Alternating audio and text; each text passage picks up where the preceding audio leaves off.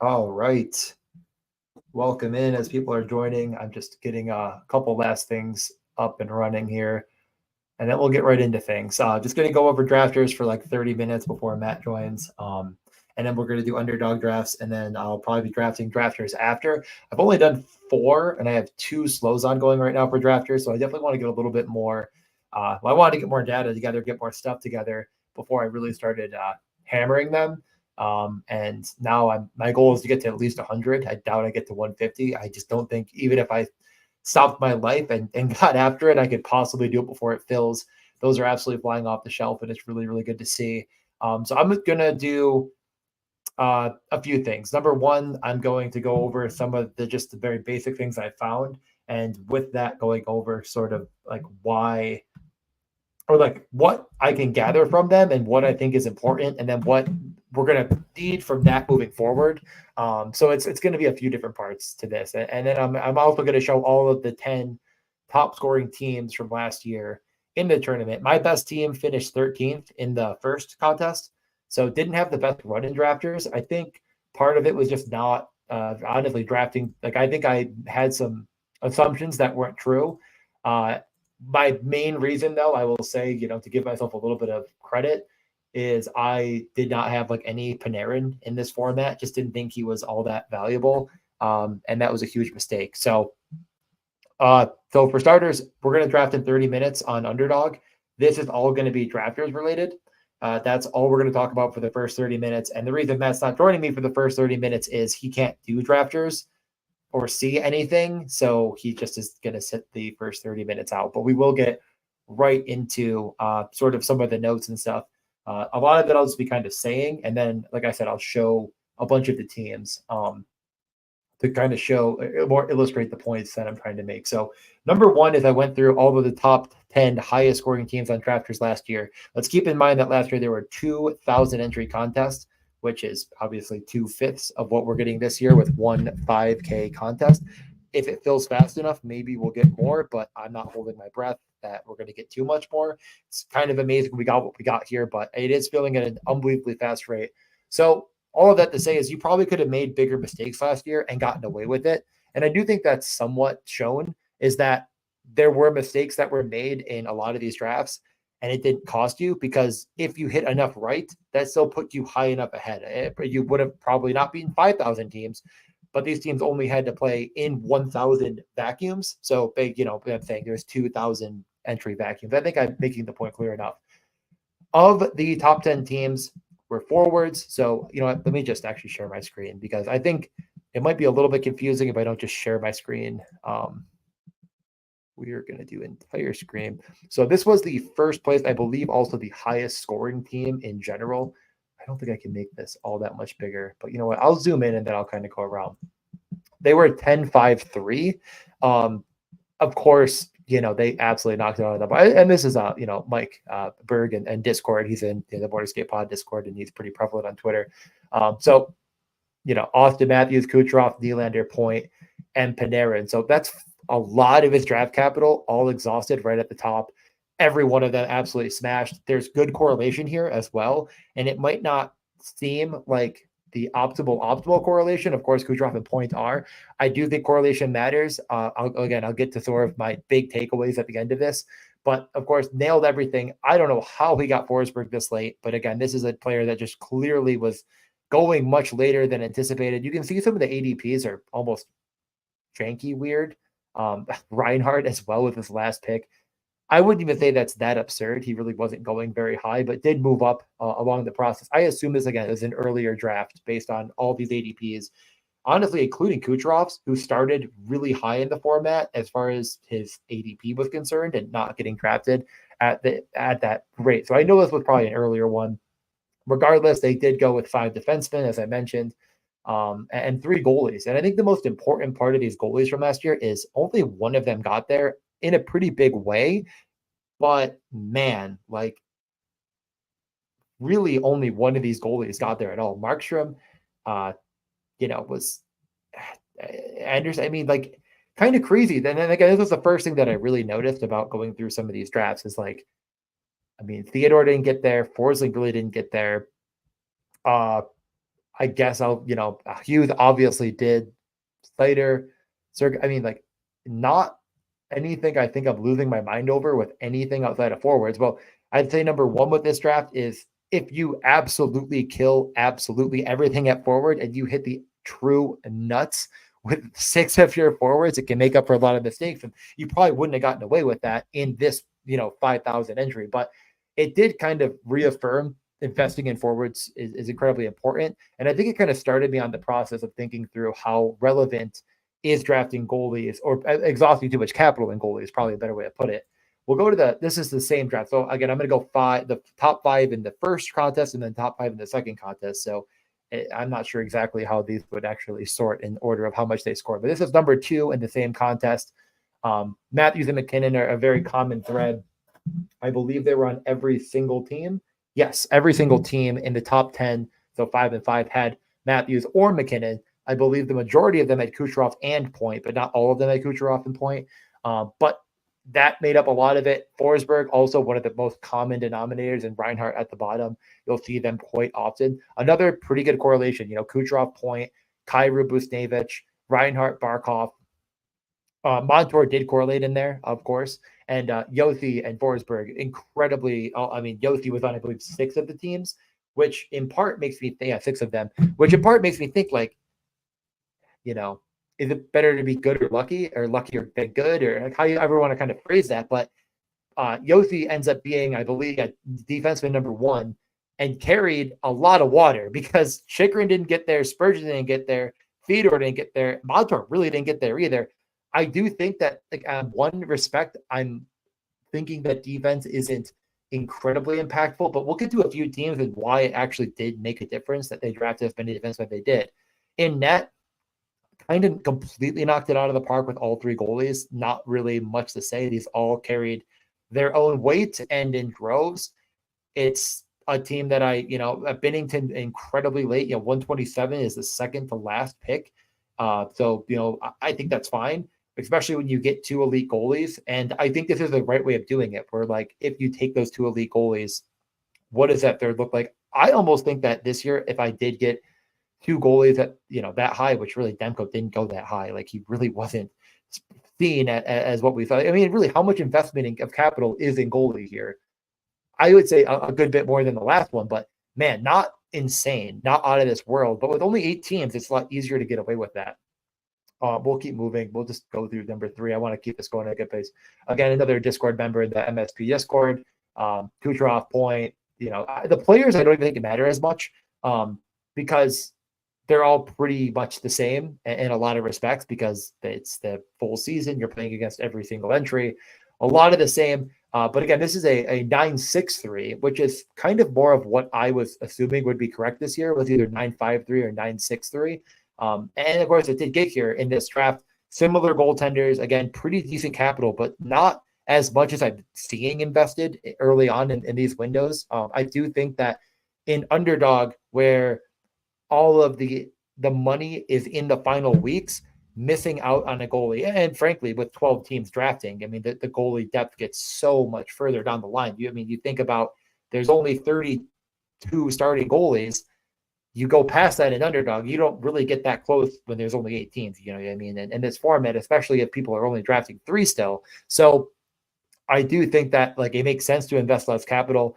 Binnington, let's again reconsider where he was going, which is a almost last pick in the draft, a last guy in, and you'll see that is pretty common. I don't even know how many times he scored, but Yossi made up a lot of ground for anyone that drafted defense early. The rest, I'm sure, scored in very small vacuums, but no one really got there. The forwards were super relevant.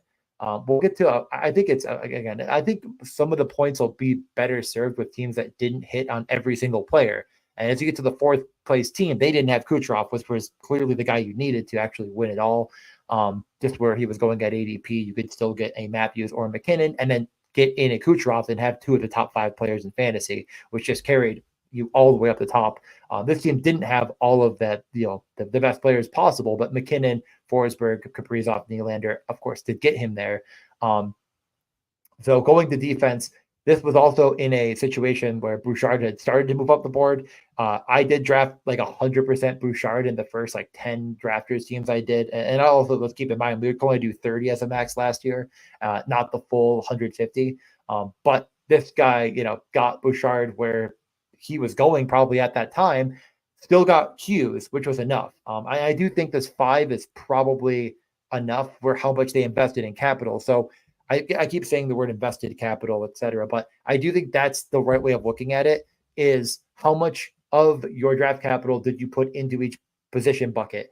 It might not be an exact number of players as much as I think you want to say, okay, like I have X amount of players before pick 100 at each one of these, or this is going to be how my outcome is, right? Like if you take 11 forwards, I don't think you're wrong, but that would probably come on the back of 2 goalies or, um, 5 defensemen, or maybe even 4, but probably 5.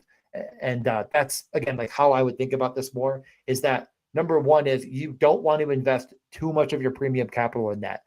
This team is another great example of that. Like Gustafsson was below a 900 save percentage goalie. Shesterkin was pretty good, but I mean, if realistically, not fantastic. He lost a decent amount of run too quick at one point, did get back on track. And Vizmelka was basically a 0, and this team still finished 4th. Like, I don't think this is to say that goalie isn't relevant at all, of course. I just think that if you're taking too much of your early capital and racing to the podium to get multiple top tier goaltenders, you're probably doing it wrong, which is a big change from Underdog. Like you could do that in Underdog and definitely get away with it. You just can't do it here because I think you're not getting the same tiers worth of players at the positions you need to get them in.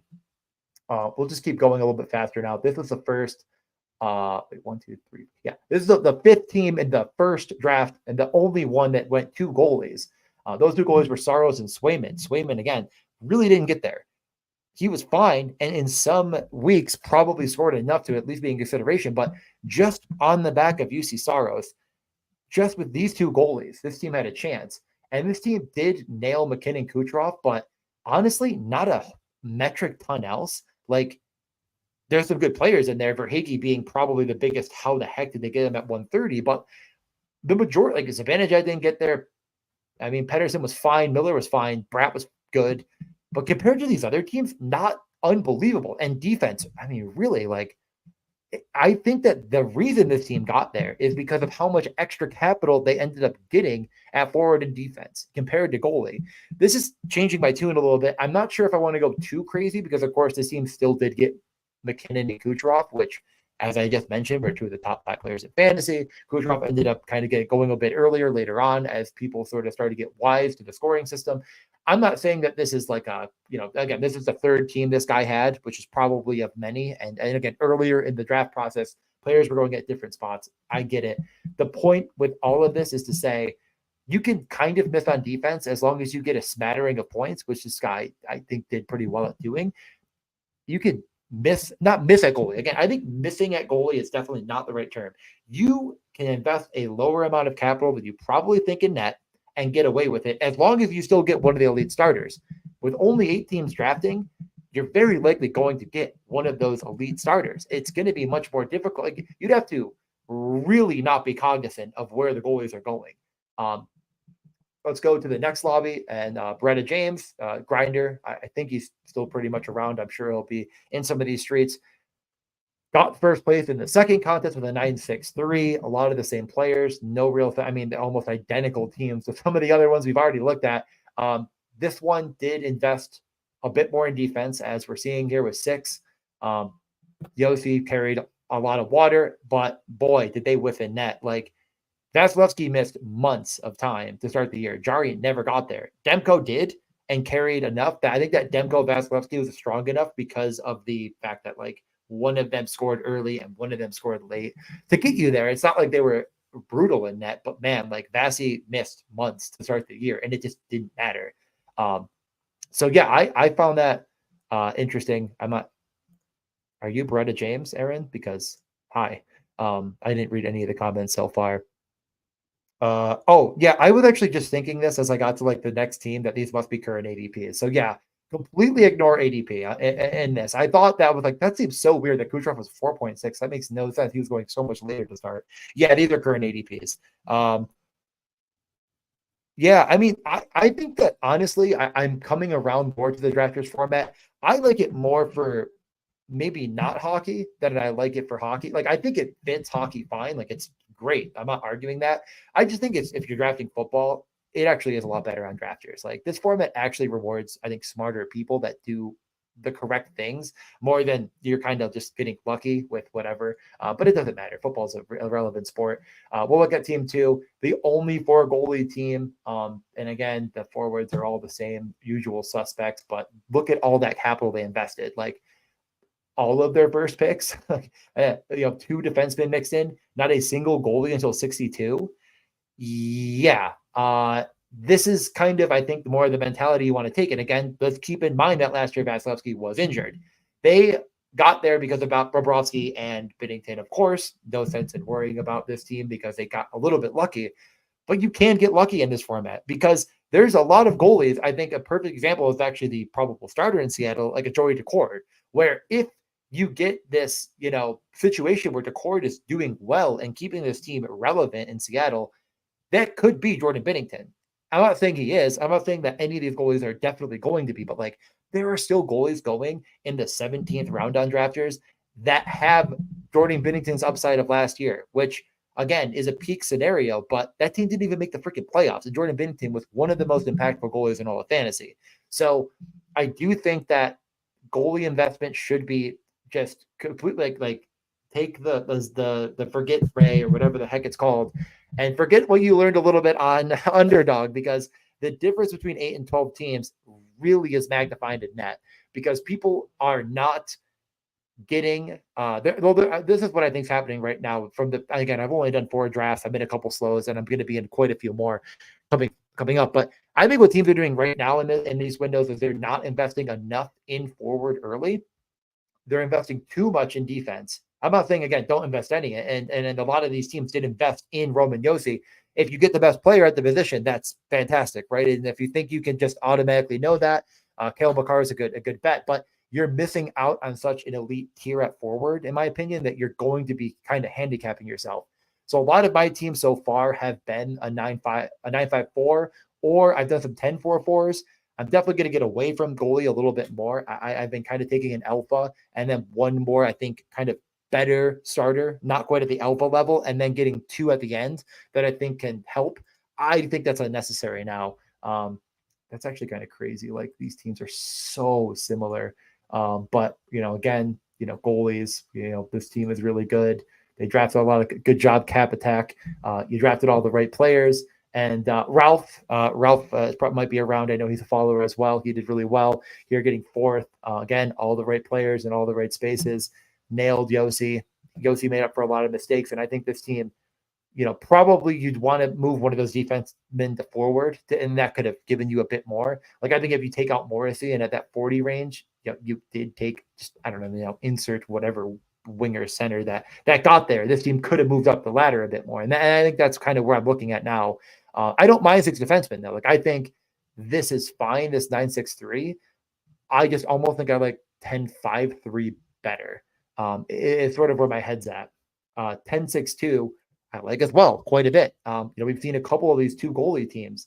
Georgiev, Hellebuck. Of course, Hellebuck made up for quite a few wrongs that could have been made going up a little bit later. But this team had nothing at defense. I mean, Hedman was fine, but he was injured. Everything else more or less was a dud. Doughty, okay. But it just didn't matter because, I mean, number one, this team, of course, had a lot of the top guys you needed up at top. Only really like 2 that were elite, a couple line. But goaltending and spreading that wealth did help this team quite a bit. You think back and you look at this draft again, and they just got, a Panarin and a point here where I think they were kind of going, point 34, right? They took, he slips to 44, a bit of a bigger drop than you might want to see. But again, like, there's different players that could have gone here, and this team, I think, wins it. You see what I'm saying? That's kind of why I'm getting to this, like, do I just go 10-6-2?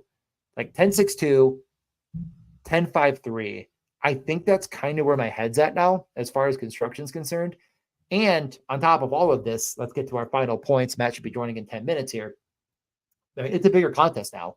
And I do think that that's going to make it even more relevant to have quality two-man stacks that can peak at the same time and more of your investment in forward to get the highest peak possible, because two flex positions most of the time come from forward. I think everything kind of leads back to the same thing. It leads back to more investment early in forward. Not to say, again, this is not to say you cannot take one of those elite defensemen early. I think you absolutely can. I just would be weary of trying to jam 2 or 3 of them early because you're afraid of the avalanche. Like, it showed last year, it didn't matter that much, especially if you got Roman Josi, which was on 6 of the teams. That is, so if you say, all right, I don't think there's a big, let me put this as maybe a little bit clearer. Let's say we're using, let me just pull this up. Let me not be stupid here. Give me 1 second. This is what I want in my world right now. Now, of course, this is underdog scoring, but let me just sort. Let me just do one last thing. Okay, and of course, I might change this and make a new table, but okay. And let me present my screen again. This is what I'm going to be doing after. Oh, I'm already sharing. I'm just on the wrong thing. I'm just going to move myself here. Okay, so if you take a tiered approach, okay? This isn't locked. Why isn't this locked? I need to get, I don't even know how to lock on stupid garbage. There's a lock button somewhere. I don't use Google. I use Excel, but my Excel thing's all messed up. Okay, whatever. It doesn't really matter that much. You'll see what I mean. I think what I'm going to do is I'm going to take something a more of a ranking tiered approach and make sure that when I'm drafting, I'm sticking to those tiers as much as humanly possible. So in this scenario, of course, there's kind of this elite upper, 5-6 guy tier. And again, this is underdog scoring. Brady Tkachuk obviously drops out in drafters where there's no hits. I'll have to adjust accordingly. But I would say, let's just say, for example, that it's these 10. Okay. And don't be position specific. Really stick to it and try to keep in mind and say, I am not going to leave this tier until all of these players are gone. I'm not going to leave this tier until all of these players are gone. I'm not going to leave it. And just be cognizant of getting one of the, I say 8 goalies, right? Your Hellebucks down to your Georgiev, let's just say for this example, we'll include Demko for now. It doesn't really matter, right? You're just going to get one of them and you're going to go on from there, because I don't think it mattered that much as long as you got enough starts and enough points. And all of them are they're not replacement level. Like, I'm not saying that Hellebuck is worse or just as likely to score the same as Stuart Skinner, right? I think Hellebuck probably will score more than him in the fantasy, but how much? And is the difference as big as it is if you're saying I'm going to take, Adam Fox instead of, or that's a bad example. I'm going to stick to Hellebuck. I'm going to take Hellebuck right now instead of taking Philippe Forsberg, because I don't want to miss out on Hellebuck. Well, I think instead of taking, and really in drafters right now, it's probably Sorokin, right? Let's just say we take Hellebuck and Sorokin and we say, what's the difference? And divide that by however many weeks. And then we take Philippe Forsberg, who's going around Hellebuck, and we take, like, I don't know, I'm not even sure who's going that late, Matt Boldley and Philippe Forsberg, and say, like, I think you're just making a big mistake by saying I'm just going to invest this capital in goalie and not, like, that replacement is too big for me in this scoring system. And again, you can argue about player takes and you can say, let's look at the upside of player X and Y and this and that. And I think that's going to be a better way of doing things, is really to look at just all of the upside cases, which again, Puck Luck does have. I need to organize this. I'm making a new sheet. This is just Underdog right now. And you can also go to, I also have Dom's, ranking system, etc. I could use his, edit the scoring, but there's probably a few more manipulations you're going to want to make to that. So again, I think all of this is to say, number one, I think if you're leaving a draft on drafters with less than 9 forwards, you've done it wrong. You automatically made a mistake, and you could still get out of it. I'm not saying you couldn't, because you could draft 5 of the best forwards or whatever. But like, if you are under 9, incorrect. If you're investing multiple, I'd say top 50 picks in goalie, you've probably made a mistake. I think you should get one of them. And again, because again, you may think, well, what if one falls? Well, if they fall outside of 50, let's move past that. Let's, take that second goalie if you really have that need for it. I think one elite defenseman is enough. I don't think you need to get crazy. I think any team, and I've seen it, like I was just in a draft and someone went at the turn and took Yossi and McCarr. And it's like, I feel like you're kind of admitting you're wrong. Like, why do that, right? Like, if you're working off the assumption Cale Makar is the best player in fantasy over the course of the entire season, did you really need Roman Yossi? Like, yeah, he can mix into the flex, but he's not going to beat, Kirill Kaprizov, right? I mean, I think that's a guy that they basically passed. And I think if you actually looked at it in the right tiered system and you set yourself up for success that way, you're going to be much better off in the long run. So I'm going to read back on comments. Matt should be joining. And, well, the biggest problem with Matt joining, too, is I never sent him the link. So even if he wanted to right now, and it's about 4 minutes before he said he was going to, he would be unable to. But send any questions my way. Right now, I'm going to start running through because I kind of just ranted. I think I hit the majority of the points I wanted to hit. But let me just send Matt the link so he has it. Yep. Again, I think, I made that point pretty clear. Okay. I didn't get, I guess, too deep in the weeds. Let me just see what we got here. But yeah, Aaron, welcome again. If you've been around and you're I think you were one of those teams. So congratulations on last year's success. Yeah. And again, this is kind of the point I'm making is like, you can get any of these goalies mentioned here, Jari, Ingram, Decord, Montembeault. I mean, these are guys. Let's just, again, use the sports books and say, what are the odds these teams make it to the playoffs? You are probably looking at, at worst, like a 30% chance. Like, and if you say, well, what are the odds this team gets to 88 points, for example? Like, you can kind of just start working your way through. All of them lead you back to the goalie probably carrying them, which is what Binnington did last year. Again, I just think it makes so much sense to say, like, one elite goalie, grab some other guys that can spike, and if you get lucky enough on just one or two of them, you're kind of golden. Yeah, but this is the point. Like, Binnington got 55 starts, and what other guys fit that mold? And I think we forget, like, people forget that last year people were drafting Joel Hofer. People thought Binnington was dust, and they were drafting Joel Hofer. Well, Joel Hofer didn't start. And I think that's sort of the only knock on a guy like Montembeault is like, well, what if Caden Primo starts taking the net? What if, what if, what's his freaking name? Decore loses the net to Grubauer. Well, yeah, anything can happen. But I mean, more than likely, if the team is succeeding, it's because that goalie got there. Like, you don't have to take them every time. You don't need to say, I'm taking 100% Joey Decore. You could mix and match and have fun. Just, I just think that it's totally justifiable to say you get one of the elite goalies that is, good enough as long as they don't get hurt, and then you go from there. I don't think you need to be ultra specific to which goalie that is. I don't think it matters an incredible amount. But yeah, Tampa didn't really get there, and defense. Yeah, I mean, this is just drafters right now, and then Matt's going to join and we're going to talk about Underdog. So this is just a drafters format, but this is pretty much all best ball related content. Yeah.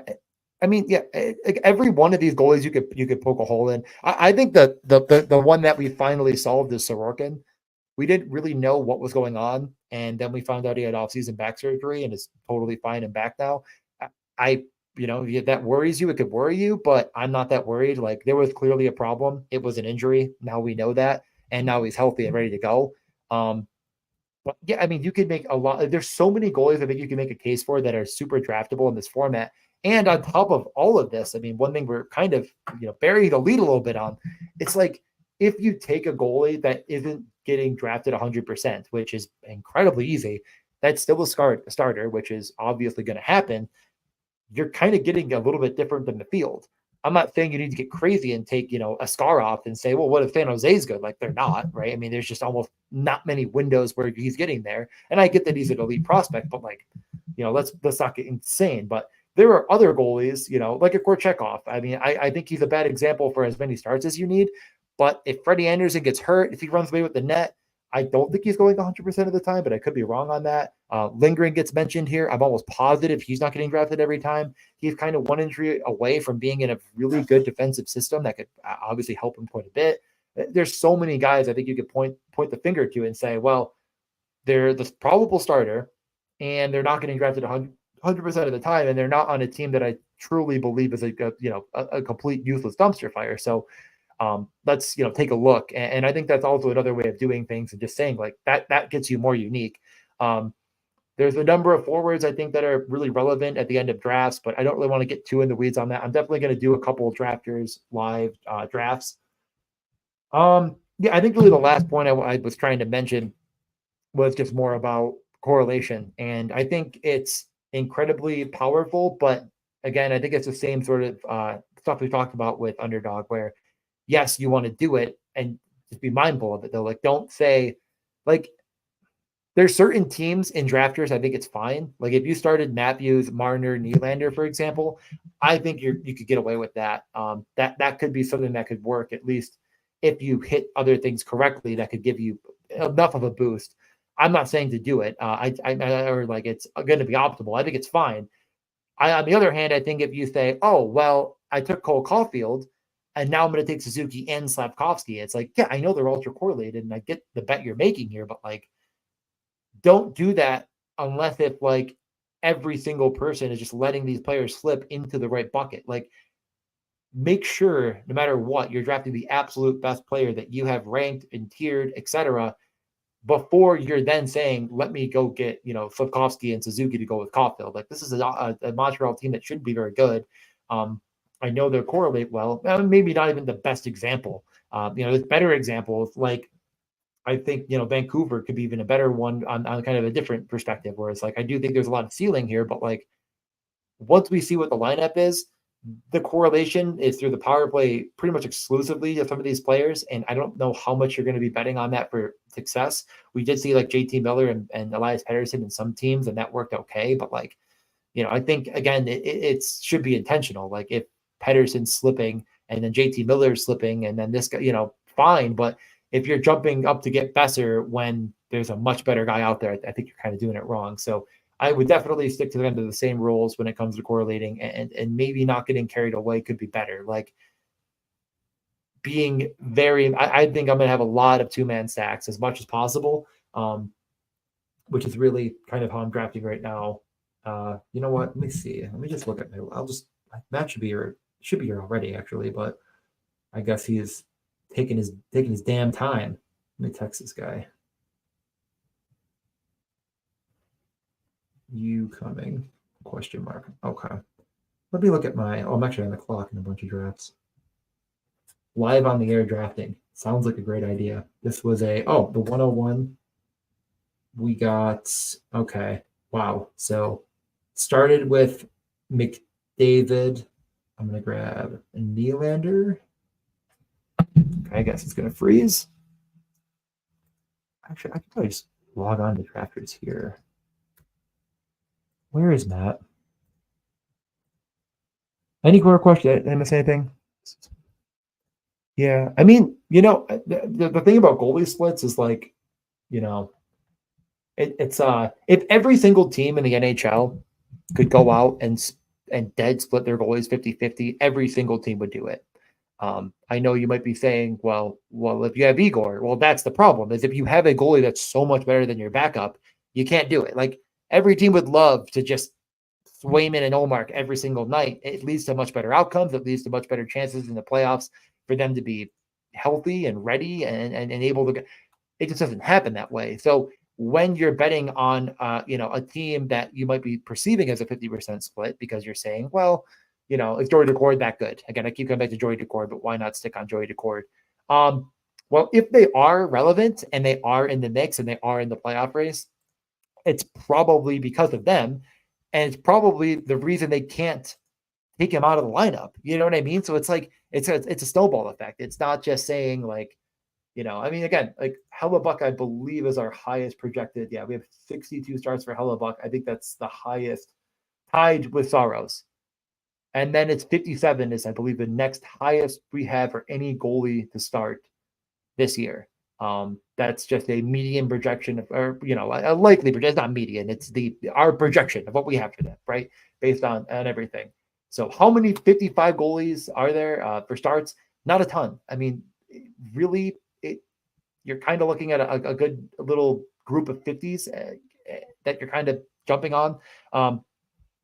There's like 7 or 8, right? You got to get one of them in draft years. And then from there, you just kind of work it out and say, yeah, I worry about goalie X a little bit, and there's reasons to worry about all of them. Like, I think you could poke a hole in every single goalie outside of like 10, 8 to 10 that you could say like truly don't have this unbelievable upside. I mean, really, even Sorokin we talked about, like even some of these top guys, you can still poke a hole in them. But like, if you're right, you're right. If you're wrong, you're wrong. Like, you can't sit there and draft and be like, well, what if I'm wrong? Well, like, so many of these, like, we can't control injuries. You can't control what the coaches do. I mean, again, last year Gustafsson was coming off a 930 save percentage, and that would have been good enough, absolutely, to get the Wild to the playoffs, in my opinion. Like, I think that would have been totally fine. So, like, except then he goes 890. It's like, well, what are you going to do? And now all of a sudden we're going into next year with a triple split, and he's, we're not sure.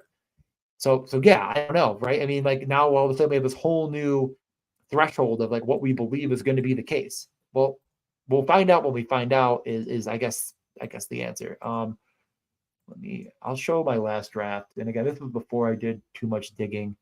And then Matt will hopefully join it at some point. I'm not sure. This is the last one I did here. I did a 10-4-4. And again, I kind of regret it now. I just kind of, I'll go over my thought process at the time. But Pasternak, Jack Hughes, Robertson, Cole Caulfield, Jesper Bratt, Eriksson Ek, Tippett, Suzuki. Again, Suzuki a little bit after ADP, nothing crazy. I grabbed Horvat to go with Dobson, right about ADP, and then Gunther is my last pick. So I got Pasternak, McAvoy, Robertson, Heiskanen, Horvat, Dobson, and then Hughes, Bratt, I think are all my correlations. Goalies, I got one of the elite starters. Again, I think this is my, one of the, Matt just joined, but I'll finish this team. I didn't mean to click on him.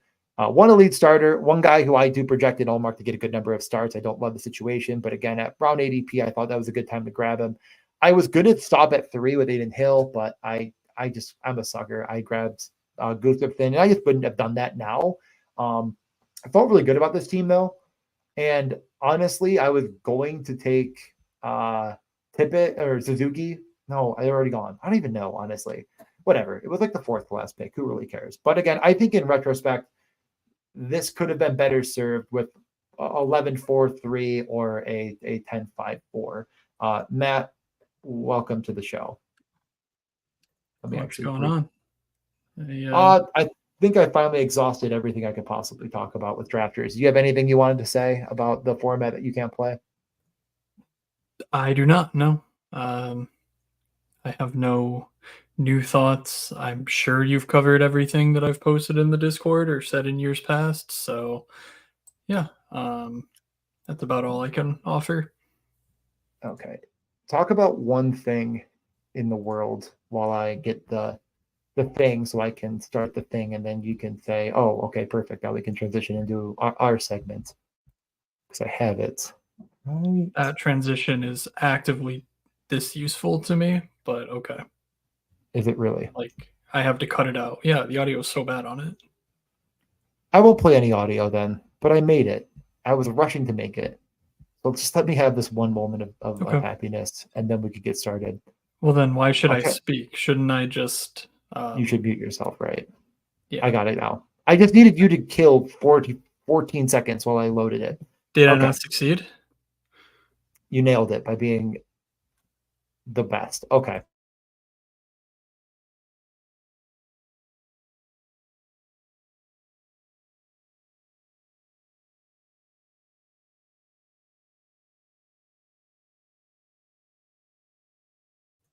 Okay. Dead air, probably better than a bunch of noise that doesn't make any sense. Coming into this, yep, Harley just re-signed 2x4. Kind of expected throughout the day that he was going to be re-signed to a bridge deal. Good, I guess. Whatever. Harley's back. You're back. Crosby's re-signing. That was why he ended up making the cover right here. I don't know. Did you like this new template, by the way? I decided to like highlight them in their colors and then like do a different background. But what'd you think of it today? You mean the thumbnail? Yeah. Yeah. I had to remind myself that the drafters top prize was 10K because I read it and I'm like, it's 5K. Like it's 5K. And then I looked and I'm like, no, it's $10,000. Yeah. Pretty crazy. Yeah. I had to double check too. I honestly felt like I was wrong. I was like, greetings from my Philadelphia residence where I am unable to play on drafters. So you all have fun with that. I mean, I genuinely do think though that this is gotta be a really good sign for going forward over on drafters.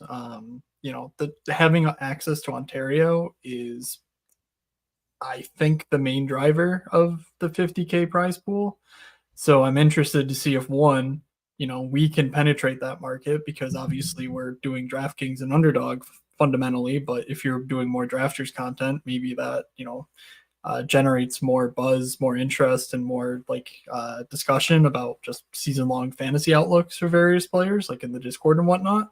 But then also, like, can they parlay this into a successful, I guess, business model going forward, such as funding sponsorships for next year and whatnot. Like even on the football side, there's not really that many drafters like sponsorships. So I'm interested to see if they lean into NHL at all and reach out to some of the bigger names and try to get ingratiated the way that we sort of discussed with Jay a couple weeks ago. That simply didn't happen with Underdog.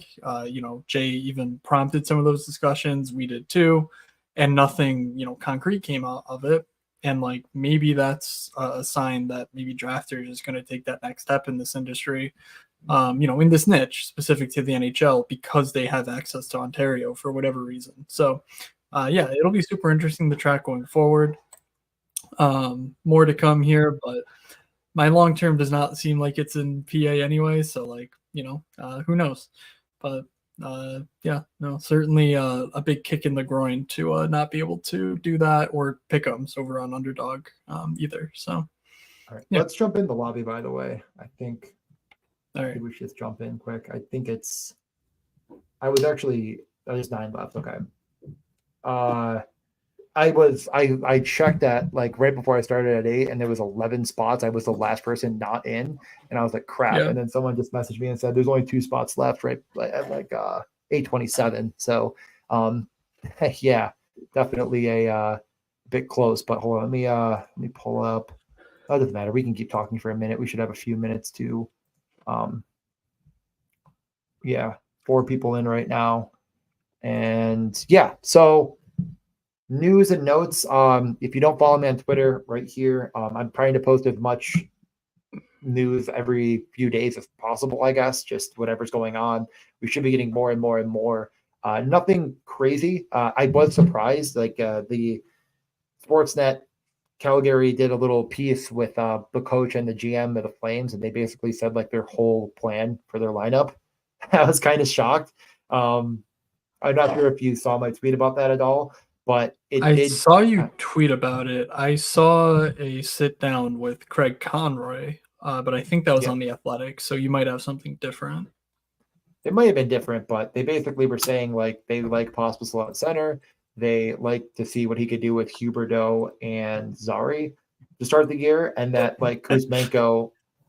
Okay, I definitely did not see this, but I personally would be surprised if it were anything but Huberdeau, Backlund, Coleman to start, but we'll see. That was So let me pull it up again because I think I might be one guy off, but I remember the Huberdeau and Pospisil thing, and I was like, it was Zari, Backlund, Coleman, Mantha, Pospisil, Huberdeau. Those were the 2, and then they said that they had Kuzmenko, Kadri kind of tied at the hip. That they loved that last year. That clicked on the power play. That Kuzmenko was coming off of a very, very bad sickness. They didn't get into it, but they said he was incredibly sick last year for a long stretch of time and tried to play through it. and that they would be kind of bouncing around with where Sharon Govich was in the lineup. But all of that to lead me to believe that's kind of wheels up Kuzmenko, Kadri, Sharon Govich. But I would also be very surprised if Huberdeau isn't back with Backlund Coleman. That kind of seemed odd to me, but didn't love that. Power play would stay the same as it ended last year, was mentioned, and that was Kuzmenko, Kadri, Sharon Govich, Huberdeau, and Uyghur. Yeah. Everyone has a plan until, things get started. So I'm obviously some information is better than none, but I'm certainly not, rushing, because basically the way you're laying it out is if Pospisil is what we expect, Huberdeau's a complete zero. I'm not quite willing to go that far. But we're talking about a team that really does not matter for the vast majority of their roster anyway. It is funny because in like the NFL meta, it would be like, we just got a report out of camp, and like I'm right because I said I liked Kuzmenko last time, and in reality we're looking at like no difference whatsoever. Yeah, and that's pretty illustrative, not just of the content mill that is NFL, but also the games that we're playing. Like it truly, like basically in the NFL, you're drafting players who are the 5th, 6th, 7th options on their teams every time because you have to. There's 32 teams and there's, like 4 positions to fill, and some of those positions go 5 deep, and like, so just the way that you're dealing with things is that 5th guy could be the number 1 guy. It's just the way it works, say at running back or, whatever, wide receiver, just due to injuries and breakouts and whatnot. We never see that in the NHL. Like it is incredibly rare for a guy on the 4th line to be the guy you had to have for that season. Like Kyron Williams is not just showing up this year. Like, and if he does, he's not going to be drafted because it's going to happen so infrequently that it's not worth it to draft, Justin Brazeau type in this format. To all of a sudden, oh my God, he's on the first line and scores 25 goals. Like, holy crap. Like, it's just not happening here. So, like, it's interesting, but I mean, Kuzmenko really was the guy, but like that wasn't even completely unseen. Like he was an older guy coming into the NHL from Russia, and he was drafted. Like it wasn't like he wasn't getting chased up the boards. And then Uyghur is kind of funny enough, the other kind of guy that even comes to mind at all. But that was more of a victim of circumstance with some crazy PDO than anything else. But I guess not victim, but you know what I mean. Just luck-induced circumstance, if you would. But there's guys that we'll be talking about it. And one guy that I was actually thinking about today, watching, but I always check in on Colorado every single day and see what's going on in their neck of the woods. And the guy we were talking a lot about last year was Nikolai Kovalenko. Yep, Kovalenko came over during the postseason, I believe. Like he's here, and I guess my thought is, again, not drafting him now, right? But if we're trying to find a guy that again kind of has that similar pedigree, not maybe at the exact same level as Kuzmenko coming over, clearly not at the same level as a Kaprizov or anything of that nature, but a guy that, let's say we get a little bit more news and like Landeskog and Yurtushkin aren't looking good, and actually all this Lehkonen stuff is like, yeah, he's working hard, but like he's not going to be ready until November. Like, is that a guy you could jump on, or are we maybe too far even gone for like that matter? Like, I haven't ingested data from last year, so it's tough to say with any certainty. Like, I don't know if I will, to be honest. Like, I mean, the preseason's coming up on Thursday, so if I do it, it's now or never. But because that pick 224 site went down, I kicked some tires at trying to automate something. It just didn't go anywhere to like scrape the data that was available on that website. So like in years past, I've had the ways that he, specifically him, but also other prospects, other external to NHL players profile. Based on 2 years ago data, he does look really solid. As far as players drafted, putting up numbers in the KHL at similar ages, it's pretty solid as far as his point production, and really solid as far as his point production. It's elite. And then his shot production is also pretty solid as well. So I could go through and sort of, figure out, who are his closest comps? How did they fare in the NHL?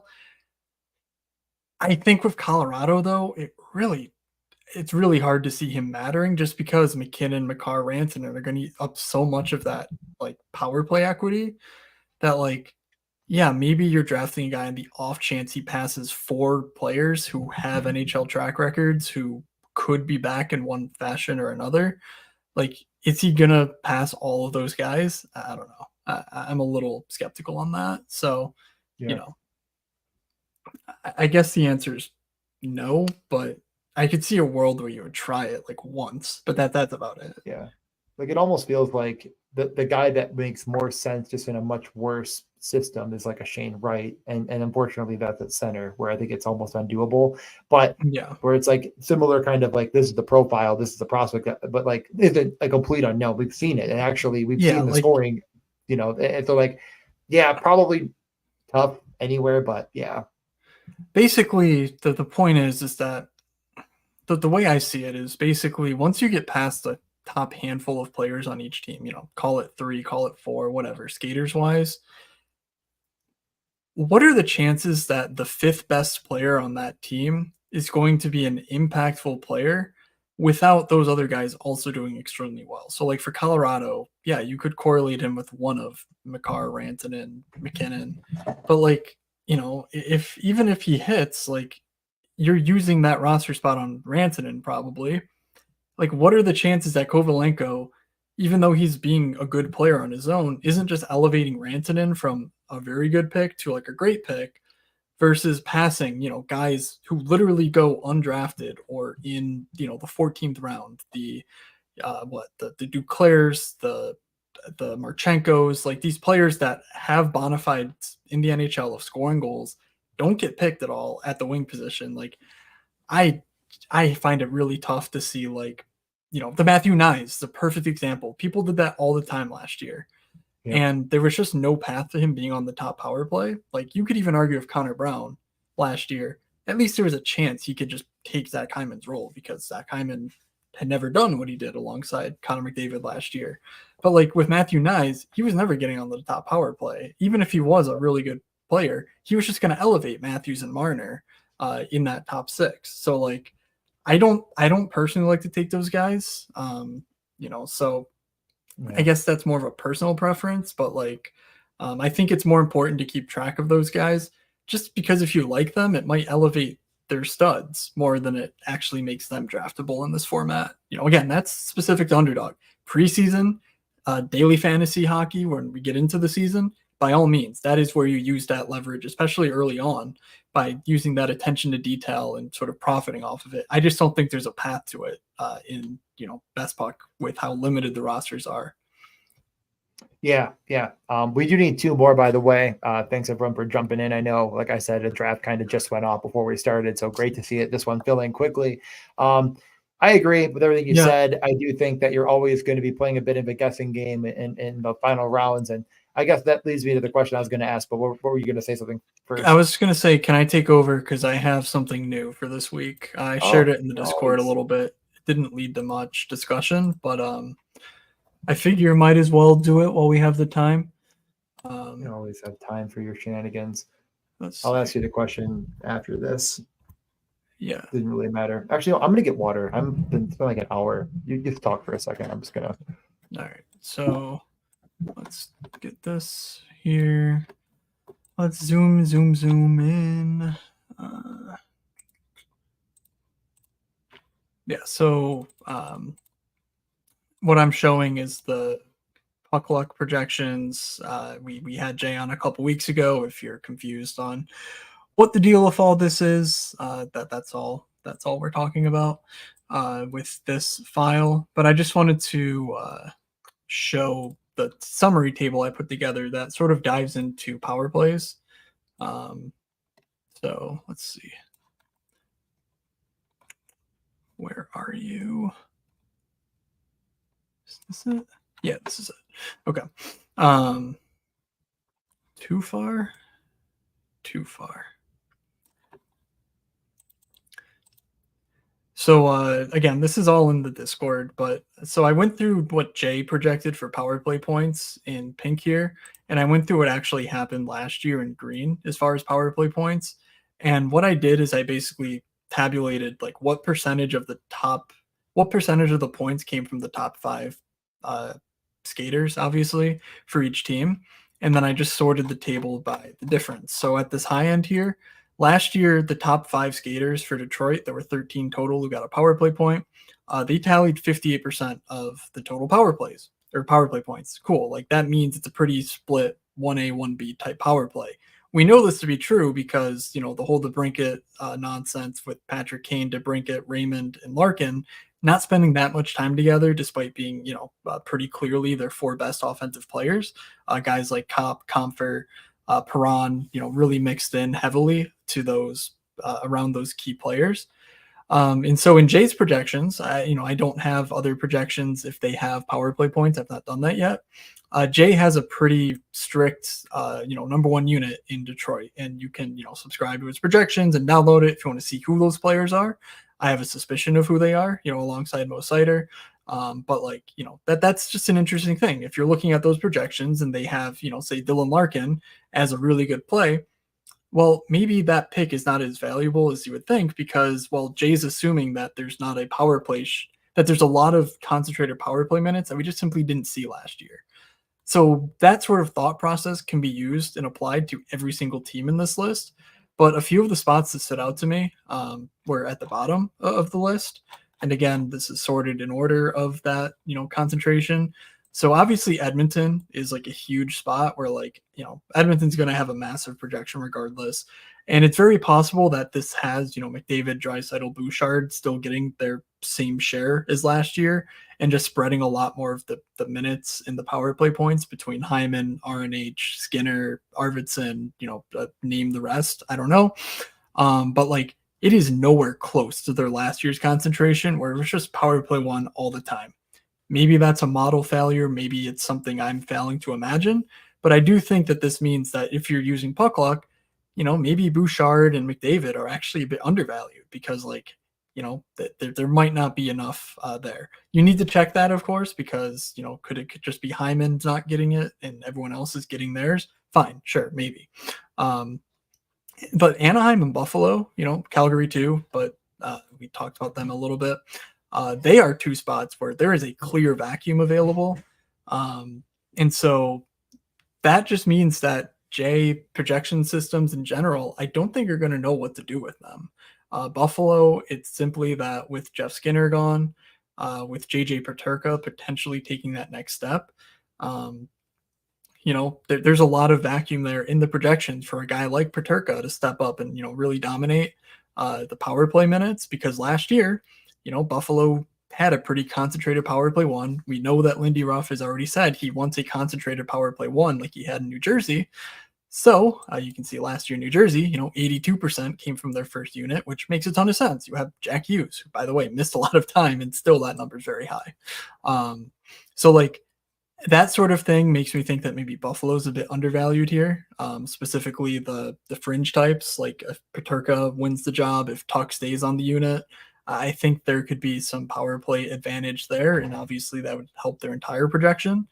And then for Anaheim, it's truly just, nobody knows what to do with this team. Jay doesn't, nobody does. Nobody knows anybody on the top power play unit. I'm not sure you could tell me for certain one player that's going to be in the top 2 of Anaheim's power play time on ice this season. DJ, do you want to take a guess? Do you want to give your thought on who that is? Because I don't know if there's a good answer here. Owen Zellweger. Yeah, see, that's just silly. There's zero guarantee of that happening. I don't know. Yeah, I know it's actually really hard. And so, if you have a very hot take, say if your name is Matt Moody and you are at 45% Cutter Gauthier, wait, are we at 5 people now? We were at 2 and now we're at 5. Yeah, okay. Sorry, I thought I missed the draft or something. So if you're really high on a specific, angle in Anaheim in particular, there is a lot of room in the projections to massage that a little bit. It's not going to be a substantial difference because obviously the 5-on-5 rates and, everything else that Jay puts into this matter a ton. But the name of the game is power play production at the end of the day. If you're not getting that, you're probably not elevating to a point where, again, you're not necessary in this format where it's very highly concentrated on the best fantasy players possible. This is an NFL where, a 9-point score in a week could score. That's just not happening in this game we're playing for those competitive teams. So you could really boost some Anaheim guys. If you're a Terry guy, if you're a Vetrano guy, if you're a Cutter Gauthier guy, if you're a McTavish guy, every single one of those, if this team does filter around a concentrated 5, their projections are going to be much greater than they are currently. That's basically the angle I'm getting at. So I found this to be an interesting table. The full thing is in the Discord. So pop in there, study it for a bit if you're interested. But some of the teams are exactly spot on what you might expect. Utah, Toronto versus last year, not much change. Obviously Utah has some change defensively, but whether it's Sergachev or Dursey, I don't think the top 4 forwards are changing. So you can see where this is similar and then where there are some extreme differences. And I think focusing on those edge cases is actually a useful exercise to sort of, help frame how you're drafting going into, especially going into training camp where we don't have a lot of specific news to react to on a day-to-day basis. So I don't know. I thought that was interesting. Anything stand out to you here from a quick glance or listening to me ramble about this?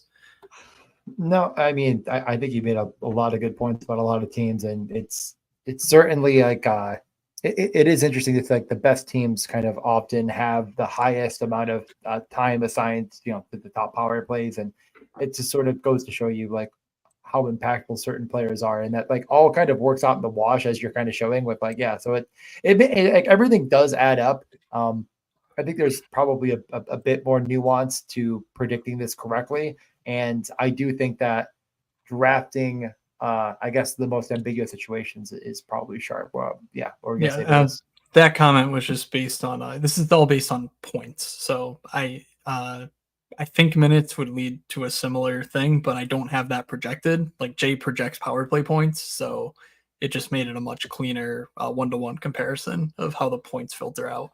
Again, don't really think it matters. It might just make things a little bit more lopsided because guys like Kucherov are obviously going to be highly involved in every single goal, even though Point, Stamkos, Kucherov probably have similar power play time on ice. So I don't know. I don't think it's a big deal, but just for the record, it is based on points during the year. Yeah, the draft that went off is just finishing up, I was told. So hopefully, never mind. We went from 2 to 3. My point was going to be very stupid. Yeah, I'm just submitting some drops for our fantasy league that are due tonight. Totally forgot about that until yesterday. Have you done all your drops? I've seen Dylan Cousins cut in a couple of leagues I'm in, so keep your eye out because I know you're a big Cousin slappy. Hey, don't call me what I am. My biggest problem is I might have to cut Kempfer. I'm debating it. I don't want to, buddy. I don't know what to do. I promise you, your team is not good enough for that. I mean, my team is actually, I feel once again in a good spot. And yeah, this is a keeper league we've been in for a decade. Yeah, this is the 7th year of it. I've never come close. I just get Let's see. Let's just do this live. We need 3. We need 3 to go. We need 3 to go here. Okay, yeah. Let's click on DJ's team. I think I'm not there, but it's 12 and 15, right? So yeah. 12 and 15. All right. So your prospects, you have whatever, you have 14 of them. 14. I'm just not worried about it right now. Leo, Geeky, Ronnie Boy, Korchinski, Nemec, Pickering is a guy who the Pittsburgh guys are loving right now. They're loving Nylander last year. Yeah. Devin Levi. Okay. Okay. I see your conundrum. You're looking at 2 decent goalies, 2 young guys too, and UPL and Skinner. And then 10 skaters, cutting DeBrusk, cutting Chikrin, keeping Aho, Sid, Miller, Trocheck, Slafkovsky, Stutzla, Tippett, Carlson, Heiskin, and Matheson. It really feels like draft starting. Nice. Okay. Yeah. Okay. Oh boy, back to back. I think I personally would just cut Matheson for it because you're going to be a dime a dozen, but I do understand the conundrum. It's a bit less obvious than I might have thought. That is 100%. My teams where I had here, you can have the screen share back. My teams where I had Kemper, Did not have very good goalies since last year Kemper was not very good either. So my decisions there were pretty easy. It was like, cutting Marc-Andre Fleury for Kemper type deal if I wanted to keep a goalie. So makes sense. Definitely makes sense. Dynasty leagues are fun until you get to November and then you hate them. Correct. That is correct. Okay. Now it should be locked. Okay, good. Yeah. Well, anyways, though, we got the 4. Oh, Nez did join. Look at that. We got the 4-5, and we got Nez in here. So we're really? Underdog. Yeah, I thought like the Look tweet. At that. So look at Underdog that. royalty jumping in. We got. I mean, honestly, this is a pretty loaded draft with a lot of friends and family as always. So AD Jack, that's who was in here. I think that's Aaron because that was the one who finished like 3rd or 4th, I think. Anyways, though, you're at the 4. So what's your thought? You're rolling Pasta, you going Cooch? Yeah, no, I take Pasta every time here. Yeah. I think Cooch is much closer to that range of Kaprizov, Rantanen in my book than he is Pasta. So Pasta's a clear 4 for me. I have done the same every time, but just wondered your opinion. The question I was going to ask you, something that came up last time, and hold on, but actually, do we want the screen or do we want?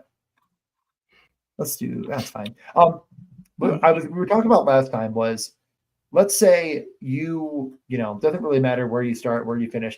I was saying that I don't like to have like round 15, 16 be my final center. I kind of have been liking getting one of these like 13, 14 round centers to kind of round out my core. Are you thinking that's something that's like because of there's just like more options at winger than there are there's more options at center? Like I don't know, like what is leading you to that, I guess. I was wondering. I think that the options when the draft close at wing are incredibly weak. And I think that the options at center when the draft close is pretty strong. Like relatively speaking, there are still line 1 power play 1 wings that are on the board, at the close of the draft. It's not like I'm saying, you need to take a shot on Matt Martin if you're, if you're missing out on wing at the end. But just relatively speaking, I feel much better about the round 14-ish guys at wing than I do those post draft guys. This will be much more, I'll be much more confident in players as we start to see sort of like constant pairings, constant lines throughout training camp, just once we get a better sense of power play 1 and whatnot. But like there are just so many centers that I'm like, yeah, that guy's gonna play a ton and be in a really elevated role and has the talent to match, like, in some combination, those 3 attributes versus I don't feel that great about any of the wings. And also defense, I think, is just so deep there. Goalie's a non-starter. Like if you're drafting around 15 goalie, you're probably just not getting all that good of a goalie. So like I just much prefer taking every other position in that window, especially wing though. Like when you're talking about here. You sound like someone that hasn't been drafting Dan Vladar. Interesting. I've taken a few, but yeah, I don't think there's a huge case to be made that he's the guy you needed to have, believe it or not. Strongly disagree. We got a Roman Yossi at 9 here. Yeah, didn't see that one coming. I was like, wow, Makar at 9. Then I looked again. I was like, oh, that is Roman Yossi at 9. I do think AD Jack is actually auto drafting so far. So he's timed out and taken the top ADP guy at both times. Come on, Tommy. All right. So we have 2 Halloween fans, I will say, with their orange and purple. I will say those are Halloween colors to start. We got people, I don't know, what's the opposite of what would green be? Not piss and yellow, but like, I don't know, something green. Leprechauns. We got a bunch of leprechauns in here, just running green. We have, the winger slappies are slapping. I started Kucherov. Man, I'm gonna be a little crazy. I'm gonna be a little crazy. See what happens. Take Reinhardt. See what happens. I'm gonna take Pedersen. Let's just see what happens. I mean, Let's what just could see what happens, right? I mean, happen? what's the Let's worst see that what could happens happen? tonight. I don't know.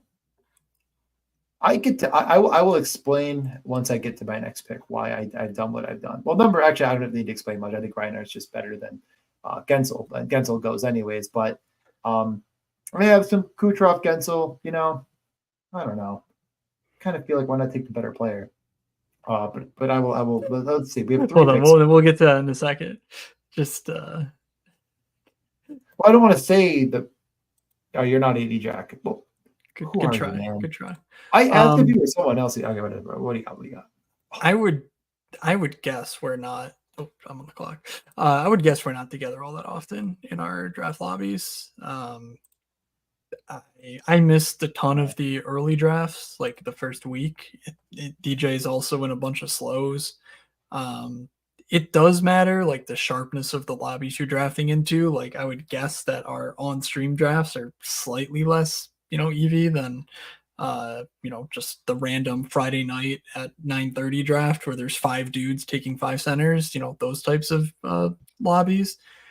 But it doesn't matter enough for me to be like, yo, DJ, don't join this lobby. Like, I just don't really think that matters. We're literally gonna have like 8 of them. I guarantee I will be in more drafts with Tom Krieger and probably I don't know if anyone else is in this one that's in like all of mine, but like probably I mean what Count MC. I'll be in more with them than I am with Matt, just by the nature of actually hitting 150. Like yeah, I also just haven't done. I've not been really drafting the last couple of weeks. I've been super.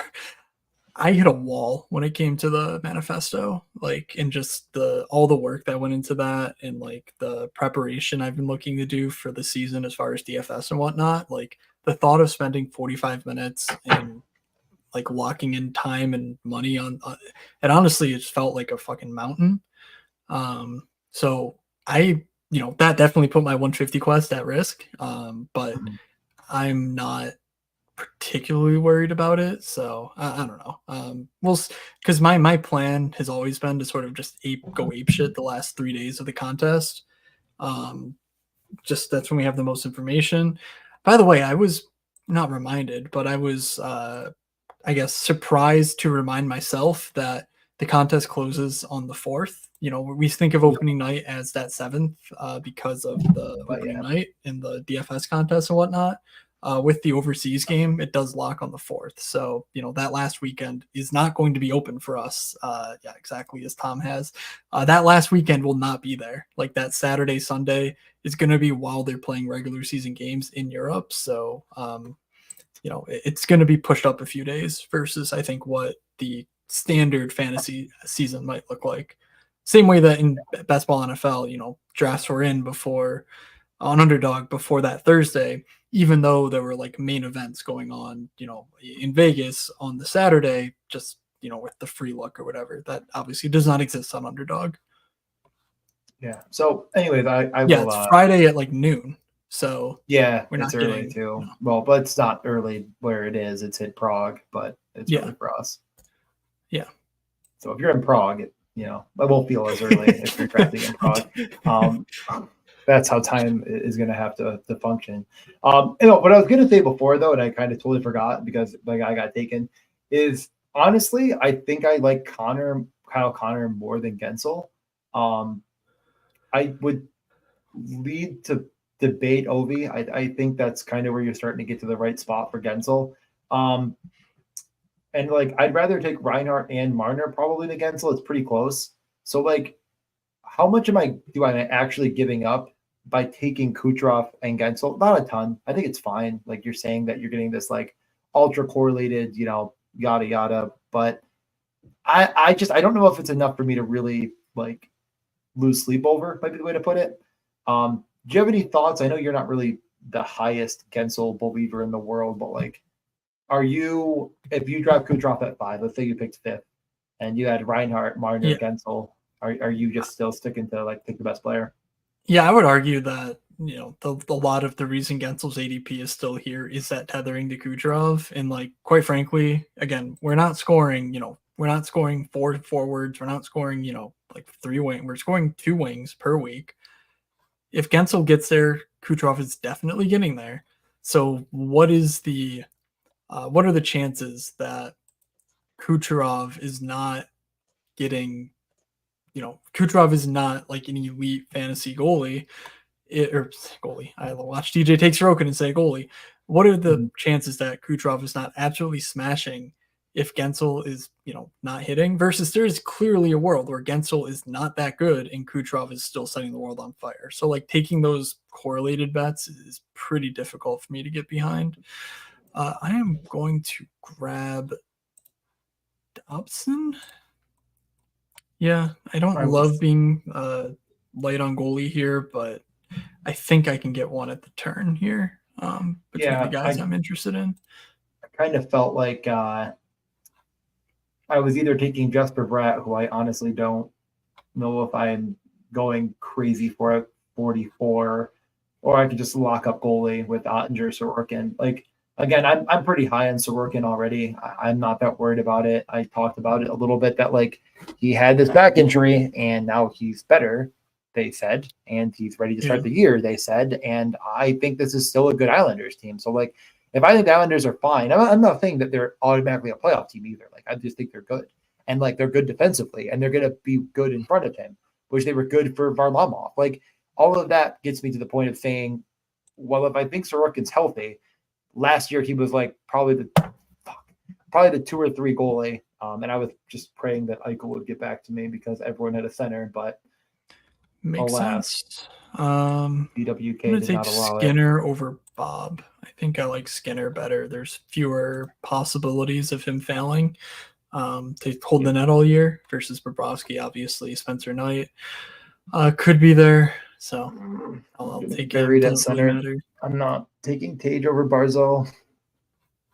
To each their own. We got a newbie here. Just thank you for finding us. Thank you for tuning in. Hopefully you enjoy the content. But I would say that the first thing I did the same thing in the Discord to someone else who was new earlier. But if you have the time and the means, like definitely just spend some time watching us do drafts. I'm sorry we're not the most interesting drafters in the world. We're not we're not putting out the best content in the world, but we are we're spending a lot of time on it. We're thinking through things. We have a lot of good feedback in the chat and whatnot. So that's the number one thing I would do. That'll help you get a sense of what the draft board looks like. But similarly to that, I would give my manifestos a read. If you're familiar with Establish the Run, maybe you're not. But basically, Mike Leone does something for football every year, and I tried to replicate that for the NHL. That's linked. Is it in the show notes every time, or is it in the chat? I don't know. I can put it in the chat, but in the description. Sorry, in the description. Yes, you said we weren't the most entertaining drafters, so I put on my sunglasses. I'm not sure if you noticed. I did not. Did that help? So that will definitely help you value the positions, I believe. Like it'll just help you realize what the correct roster construction is, when you should be drafting each of the positions. That's certainly the big one. The hits are not that big a deal. It's still a game dominated by scorers, by scoring. Nikita Kucherov doesn't really hit many guys unless it's late in the third period when they're down in the series and he wants to get suspended. Then he'll hit someone between the numbers. He does do that, yes. And he was still, an absolute god last year. Like, even though he wasn't racking up the hits, like Brady Tkachuk, we've talked about many times on here. He's a special case where his value is probably elevated, slightly despite that. But like he is undoubtedly, the best stat accruer of hits, in the league, especially a forward. So like it matters, but it really doesn't impact your week to week ceiling. And then also, if you're just getting into best ball in general and want like a very, very big overview, I'll link that article that Billy Jones wrote really quick. Yep. It's Spike Week, if you've heard of it. I'm guessing you have if you found us, because I don't know though, if someone was like asked me the other day what stochastic I was talking about, I was like, what's stochastic? Who are we? Like, what do you mean? Yeah, literally. Anyway, I'm not projecting this to happen, but if you told me I could be taking guys at the same position, I'm going to take Skinner because there's no backup there that I care about.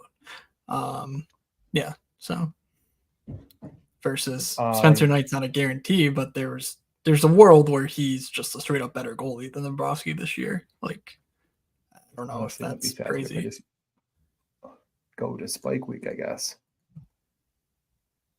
Spike Week, NHL, basketball.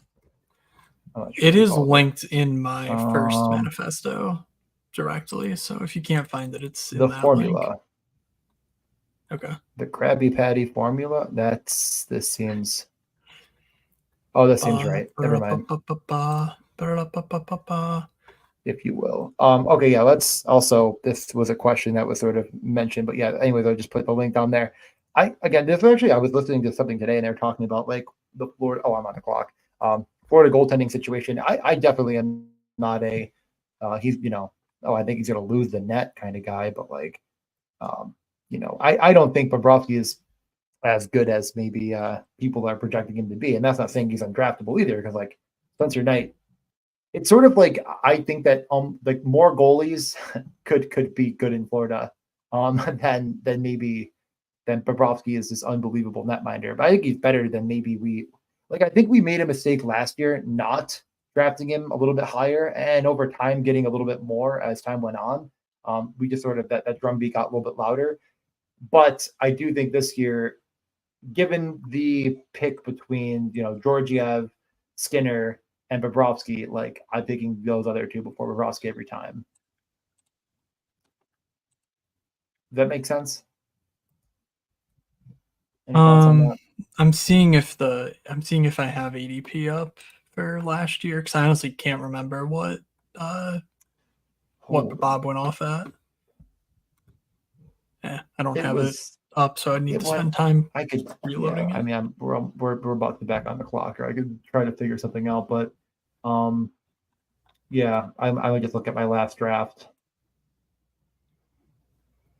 I don't even know. God, centers just got nuked.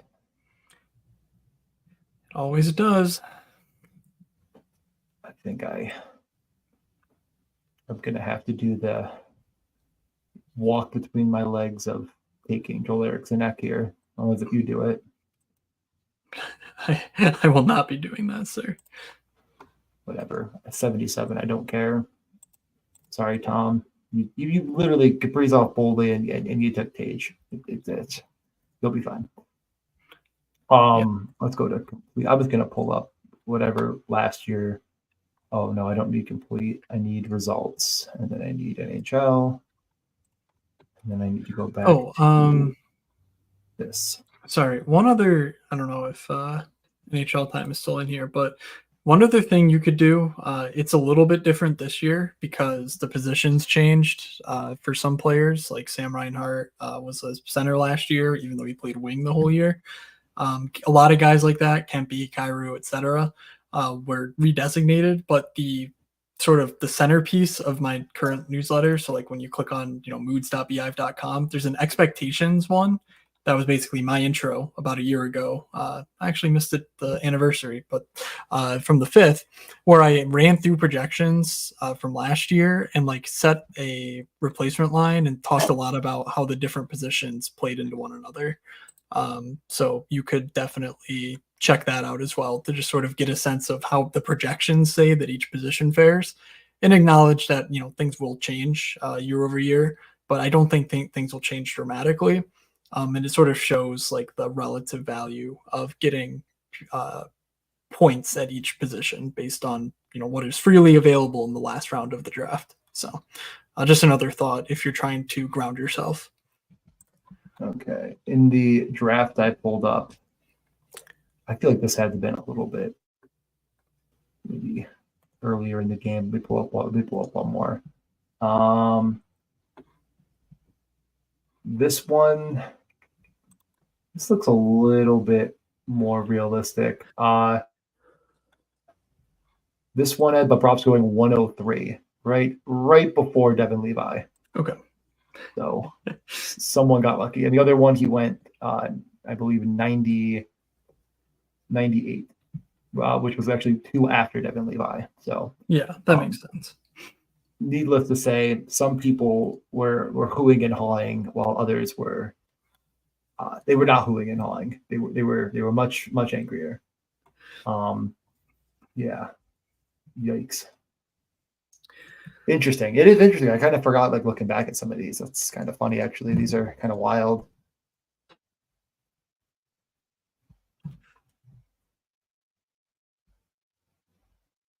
Yeah, no, I mean, you forget how things change, how quickly things can change over the course of a year. Like, and it's not just in the positives. Like, obviously, Reinhardt and Trocheck are two key examples of that. But like, guys can fall off a cliff dramatically, and you look back at it and you say, "How did I not see that coming?" But like, sometimes there is just no way to see things coming. Like, yeah, no, it's a tough game we play. We don't know everything. Well, I do. It's just that right. I meant like you convinced me to do dumb things, which was a little bit annoying, to be honest. You should have. If I have ever convinced you to do anything, guaranteed it was a dumb thing.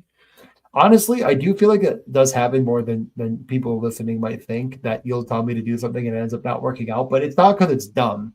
It's because I will want to do something chalky, and you'll be like, if you want to be chalky McChalkster, just play cash games. And I'll talk myself off the guy that scores twice and at like 48%, and I'll play like a 2% guy that we suffer from fancy play syndrome. Yes. We don't care about winning. We care about dominating. That's the term. We want to express our dominance.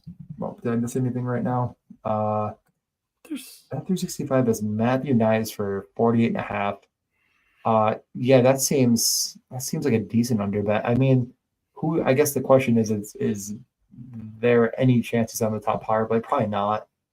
But probably fine. I don't even know we haven't projected for. Yeah, I mean, the power play isn't even that big a deal, because I think it's Max Domi, next man up. Like we saw last year. Domi. That's what I'm thinking.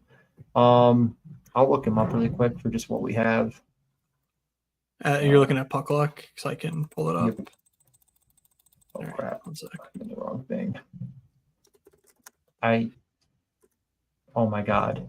Okay. Yeah, 43 is what Jay has on Matthew Nyes. 17 goals, 25 assists in 76 games with 5 power play points. So, worth a look.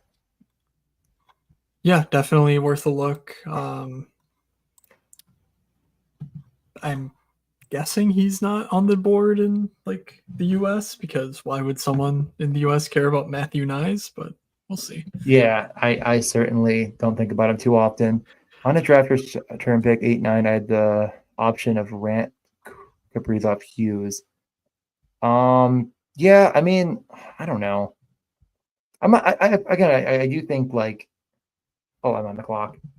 I think, yeah, you did it for stacking purposes. Hold on, let me just make my pick before I'm actually just going to take the next guy up at ADP, and Brian Rust. I've been kind of getting more and more of him lately. Just think that there's a decent little window for him to be good. Yeah, I mean, I think, I don't know about that. I think they're all pretty indifferent. So I guess if there's a reason, like Hughes, of course, center doesn't really matter over there. I don't know. I mean, I think you're more of a Kaprizov over Rantanen guy than I am, but I could really be convinced on any of them. Like, I just don't think it matters. I don't know if there's anything that's going to like lead me down this path. Like, I think setting up stacks is just. I don't think there's any reason to quote set up stacks. You can use it though as a tiebreaker, but for sure, if you're like, Hughes, Kaprizov, Rantanen, I want to be, I want to be pretty equal on them. I feel like I'm going to get access to them in, before pick 11 a lot of the time. And I don't really care. Then for sure, do, like some break some ties, basically using that as your rule of thumb. But I wouldn't say that, I think that, say, Rantanen's the better selection, I'm gonna take these other two because I can stack with them. I think that's sort of inversely thinking through things. Like, at the end of the day, you want the best player, and if you don't have Yeah. an opinion on that, that's when you can sort of use these tiebreakers. Um, but yeah, I wouldn't say like, oh, do that as a strategy. But it's not like a bad strategy. It's just like Yeah. probably doesn't matter as much as just picking your favorite player is, which is the answer to a lot of these questions, by the way. A lot of the things that you're going to think of during a draft are either still infinitesimally small over the course of, the number of millions of, possible outcomes that could happen this year, or they're just signals that like you've already mastered the basics. Like if you know the basic structure, the basic, like rules, you're probably going to be fine. So like, yeah, add some flavor, do this, do that, do the other thing, and you could be right. There's just really no way I think to prove that without like an extensive set of data. Which even if we did have every year's worth of data for this contest, that is 1 year. Drafters has not been around for very long, so like you can proxy it, but yeah, there's just really no way to prove whether that's good or not. I think it's like Yeah. fine. I would almost say, I think the way I would actually think through it, and again, it's hard to say this one thing, but I assume that when Cal McCarr was gone, Mm-hmm.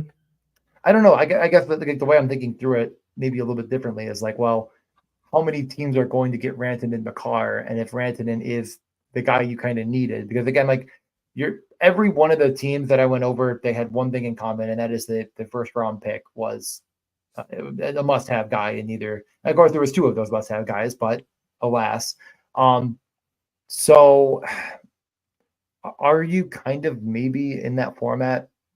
I don't know. I honestly, other players down the board could make up that lost ground, and I don't know. It's so hard. We have so even if we had like you're saying all the data from the 2000 entries last year, like really don't think it'd make a big enough difference for me to say today if I have the answer or not. Yeah. But I probably honestly in that situation would have been totally fine with any. I just think that they're like legitimately all pretty much even. So that's one way of thinking about it. Kind of shocked here. I was hoping that Carlson would get back to me, and he actually did.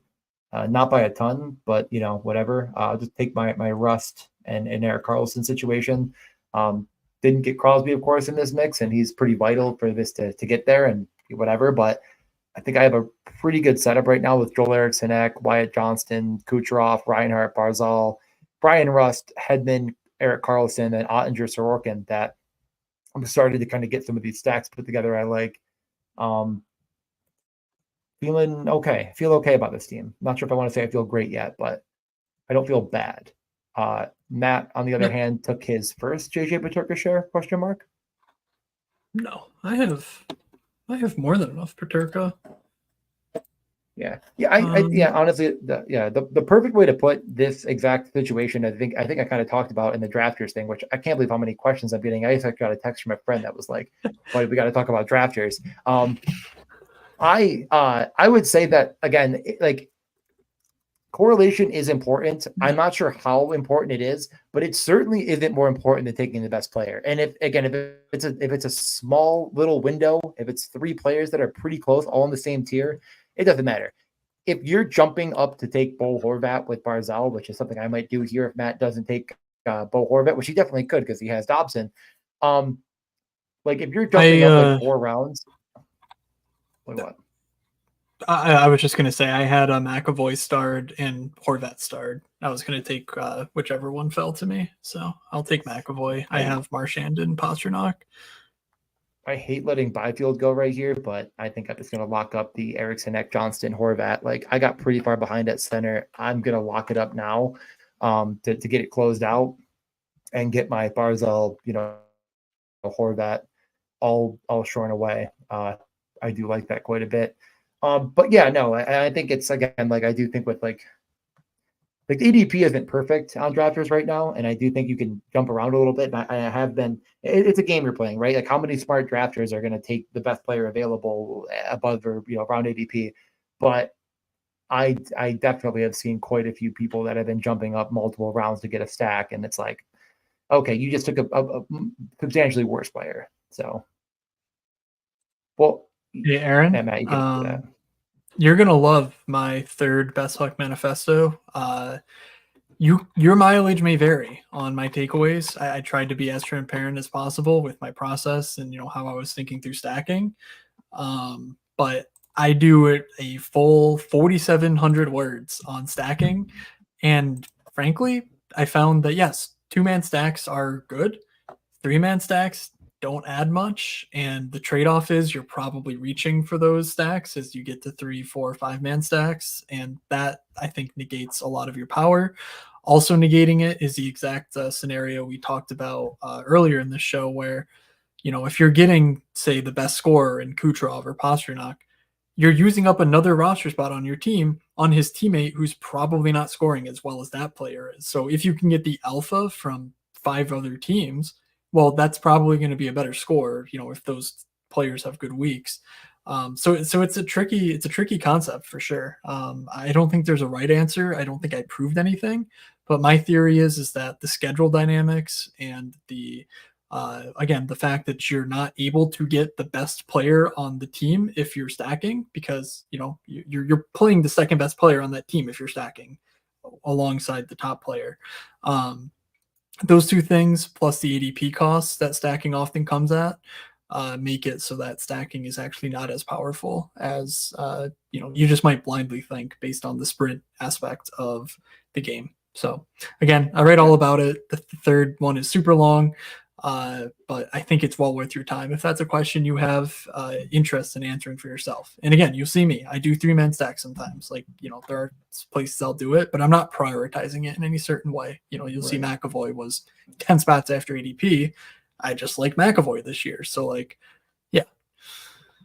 I am first off, I do agree on the McAvoy thing. The only player that could eat any of his ozone run is probably Mason Laura, and they added so many defensemen. I just don't think he'll see a ton of run.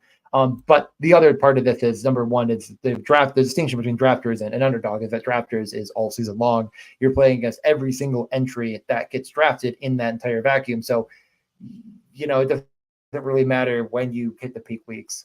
So I do think that, on one hand, you could argue that stacking is more important just because when players are hitting the peak weeks, they might carry someone along, and it doesn't matter when it happens. And but I do think it doesn't matter which site I'm on. I'm definitely trying in every capacity, and I probably just won't ever go over 3. Just there's no need to. You're 3 is the limit, and when it's 3, I'm often one of them as a defenseman. And I do agree that it can be impactful in the playoffs, but I just don't know if you're. I have a lot of questions about it. I'm at a 3-4-2-2. I feel decent at wing.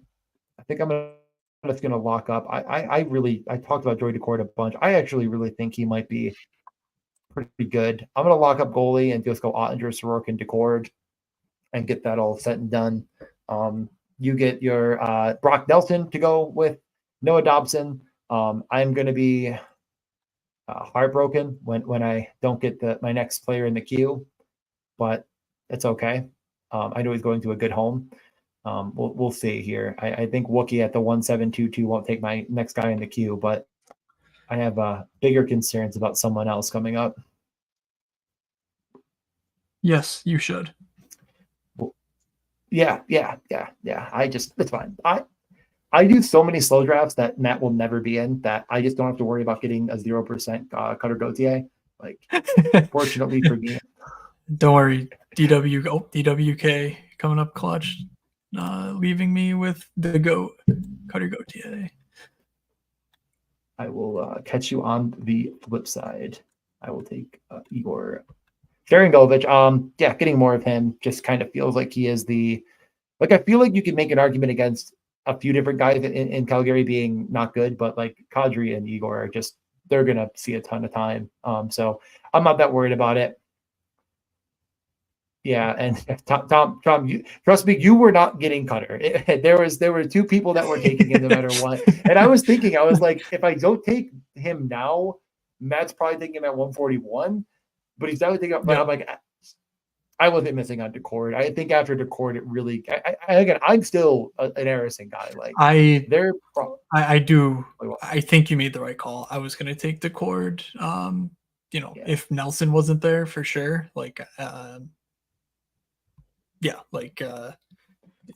things switched basically. Had Nelson been there and Decord been there, I might have tried to push Nelson to the turn anyway and taken Decord, because I do think that he's. Having done some soul searching on goalies, I think that he's a guy that I'm pretty comfortable with, and I'm not very comfortable with anyone after Mrazek. Otherwise, are you? I don't. So think. You're still out on Arison because like I just keeps turning. Again, I'm fine. Man. The reason I'm not comfortable with it isn't because I don't think he's a good bet to get 45 starts. It's just because I don't think it's that he's good enough to matter. I don't think that the team is gonna win enough for that to really matter. Okay. Let me read off some names and you tell me what all these players have in common. Travis Sanheim, Cam York, Jamie Drysdale. I guess I had to say Ristolainen and Sealer. These are all decent defensemen that all are employed by the Flyers. I wouldn't say that. They're not good. They're all players coached by John Tortorella. That is the only nice thing I can say about that collection of players. You love Cam York and Jamie Drysdale, and I will never, ever listen to you say another negative word about the two. But we're talking about a goalie. We're not talking about Owen Tippett. We're talking about a goalie. Who? Okay, fine. I think I'm just getting mad because I keep taking Arison and he just keeps falling. And then I just am like, why didn't I just take him later? Because I just don't get it. He's going to see a lot of starts. That's how I feel every time I make an argument for Cutter and people go like, well, I don't know. And it's like, I can just blabble all I want, but I understand. I'm not saying Jimmy Drysdale's God's gift to defending in front of his own crease. They don't need him to do that. Yeah, because that's not his job. No, there goes Arison. At least Tommy Dreamer has a brain. Is he on auto draft? I'm not sure. But he has a brain in his head if he's not. Thank you, Tommy. Thanks for dreaming up a good team. I think that's the right call, by the way. Velarde over Cutter. We talked about Velarde many times here. He just seemingly will not steam up the board despite being pretty indoctrinated into a line one power play one role on a pretty good team surrounded by really talented players who drive the need, who push the needle offensively and chemistry wise fit really well with him. As far as he drives the play, they finish the play. I think in hockey, like for any fantasy format and anything you do, if you are taking a player that just take a look at what the player did game by game and say, okay, so if this player can do that over the course of 80 games, what does that look like? And Gabriel Velarde is just the perfect example of the only thing against him is he's just been injured a lot. More than I think most. I can't wait. What? Look what I did. I know you're finally gonna because he's good at hockey. Yeah, I have a Peterka, so I'm like, might as well. I think there is actually a better than zero chance that it's Cousins, Peterka, and Quinn, and that does make me very excited. I do worry that means that it's going to be line one Jason Zucker, which I just keep seeing. I just keep seeing it in my dreams. Okay. But yeah, what if I told you line one Ryan McLeod? Let's start banging the table. Ryan McLeod. No, nobody. No, okay. Just don't be. They're not going to do that. So NHL seasons for Velarde, 10 games, 54 games. There was some AHL run in that 10 games, but 54, 25, 63, and then 47. So that 63 is the peak, but this is a guy that had 22 goals in 47 games last year. And the assists, I think, will come a little bit more. I mean, that they also are missing Connor for a stretch. I just still kind of believe in this Winnipeg team might be the ending solution that's leading me back to the same thing over and over again. And I might be wrong. But I'm going to have a lot of Connor, a lot of Scheifele, and a lot of Velarde. The one guy that just keeps escaping my grasp is Morrissey, but again, I'm 2 or 3 max on that team, and I don't worry about it too much, and I'm fine with taking them in any combination. So I've had a lot of teams where I've ended up at the turn just going, Shifley, Velarde, felt really good about it. I am very glad you did not say the final solution there, because I thought that is what you were going to say. Or that's how I heard it when you said the ending solution. Well, I was like, oh, that's not something you should say. Anyway. Well, I didn't. I was going to take Chikrin, actually. I've started to also come around on that not being stupid, but I don't love him, but like I have an unstacked OV. He's there 14 spots later. Like I have enough Justin Falk to feed several families if he's pretty good. So like the Falk stuff I have like 2 Dowdies, so I'm gonna grab Drew here. It doesn't correlate, but I have the oldest defenseman, Hedden, Carlson, and Doughty in the world. Didn't even realize that till after I did it, but alas. I think you flamed me once for that exact room.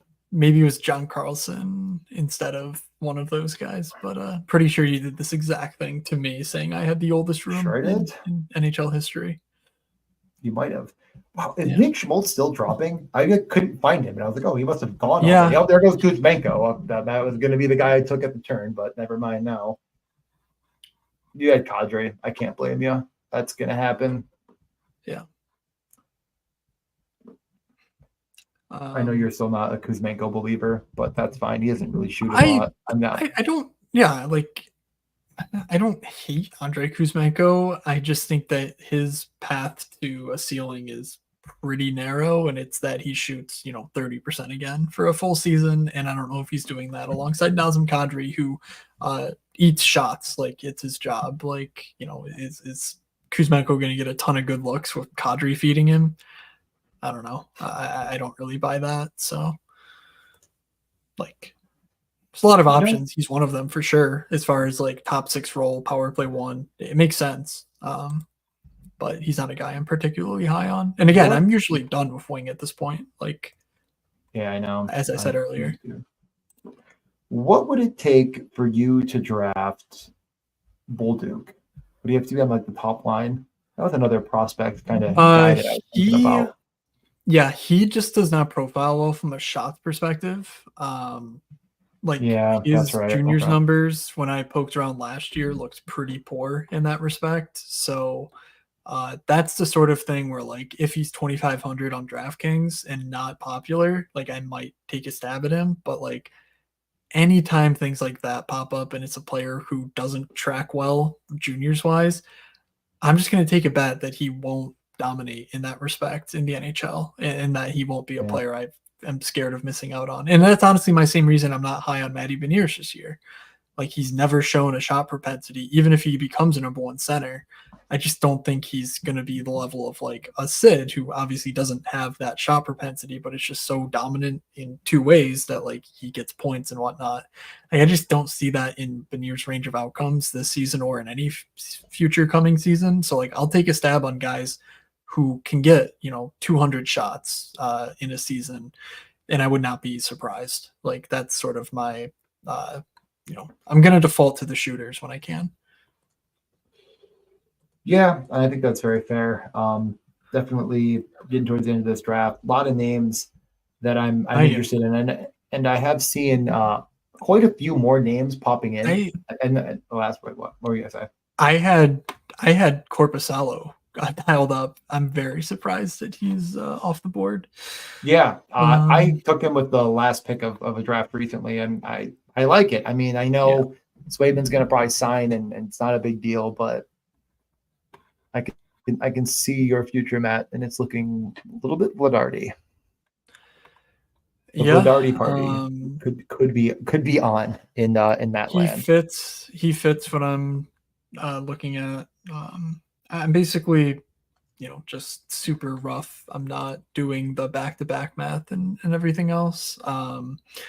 But just looking for a guy with 4 starts in the Underdog Finals week 2, because I have LA covering week 1 with 4 games there for Kemper. And, ideally Skinner's carrying this team most of the way. but in the finals he goes 3-3. So like, can I get a goalie that's fine with 4 games in that final week? I'll just use that to break whatever ties. Like John Gibson or Fedotov or Vladar. Like, do I really care? Yeah. Maybe a little, but I think I just care more about breaking that tie by getting someone with 4 games.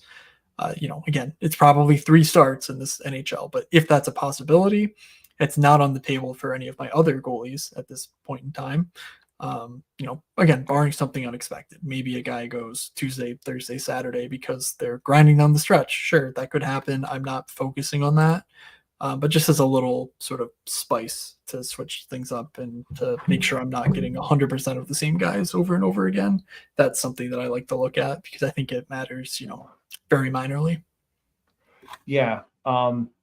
I just think we learned a lesson last year, and we're not learning it all the way. That like these goalies that are signed to minimum salary contracts that are on 2-way deals, like Dustin Wolf, just don't see the run. And I'm not saying Dan Vladar is UPL, but this is the guy they actually gave up an asset to get out of Boston, who had a plethora of goalie prospects, and Swayman clearly won that. That situation. He's only 27 years old, coming off of an injury, big guy. He feels like he's 100% ready to go. I just don't see them not giving him a chance to earn that starting net and give Wolf a bit more time. But of course, that could be a very short leash. He has not shown it at the NHL level, I think, much at all, other than being in Boston. And this is a team that's frankly just fine. So, what do you think? I was just going to say, let's wrap it up with some of the comments that we didn't get to and anything else that pops up here. Yep. But Val Nichushkin, he's a guy who I personally am probably going to be either out on or very minorly exposed to. And that's more of just a personal thing where I have none of him right now. And I think that the way he's left the team high and dry the last 2 postseasons does matter as far as his reintegration to the league. I think it's more likely he gets the Kuznetsov treatment than he does becomes a top 6 in power play 1 fixture through March. And that's if he gets reinstated. There's no guarantee that come November when he's eligible, he gets reinstated. So I prefer Landeskog. I prefer Juin. I even prefer Lehkonen despite his shoulder surgery. And so I'm just taking shots on those guys. If I'm wrong, Chushin certainly could bury me, but I'm just going to live with that because, you can't play scared on everyone in every team in every situation. So that's my read. I have nothing to add there. I think Lehkonen's fine and ready to go in every single practice, and I think Nichushkin burned the team a little too much. I think they want out, and I don't think they can get out. Nez did take Taylor Hall, which I found interesting. I just don't think Taylor Hall's on that top line. Like I'm taking Bertuzzi and Teravainen every time. Yeah, Taylor Hall. We hope would love to see him get back, but we very well could be here next week, and I'm pounding the table for a 3rd straight year on Taylor Hall. So we'll see. The beats have been all over the Bedard is being surrounded by Teravainen and whatnot. Okay. Yeah, this is a very specific issue. This has to do with the fact that you can join multiple drafts at the same time and basically auto draft them. So it just makes life easier for the auto drafters in other sports. Obviously you're not auto drafting NHL best puck teams all that often, if ever.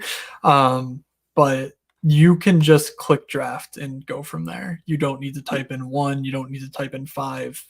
That's very specific for the daily drafts. If you're doing golf, for example, and you want to upload rankings because you like these 10 golfers and you want different combinations of them, you just upload your rankings of those guys 1 through 10. You'll get competitive lineups as a result because, golf, there's no correlation. You can sort of massage the projections. They're much wider, so on and so forth. Hockey, you're just not doing that. You need the positional allocation, to be competitive. So that doesn't really matter for us here. But do play around with it if you're interested in getting into Underdog and, playing extreme volume, obviously. It's very unlikely that specific people are going to do that. But if you are, that's a great way to do it on Underdog on sports like basketball and golf where correlation doesn't really matter. I did not see that he was Montembeault, Stolars, and Korpisalo. Okay. I don't think that's going to get it done. I do not believe so. Yeah, that Thank you seems for your squarely in that donation. fifth bucket of my positional allocation. That did not do Yeah. well last year, and I don't think it'll do well again this year. And I write about those reasons why in the first Best Buck Manifesto. Yeah, mine's about 60. I'm fine with this take. And again, like, if you want to take those swings on your Tushkin and say that, like, well, if he's a zero, he's a zero, but if he's not a zero, he could be really good. Like, take whatever swing you want. There's only so many swings, I think.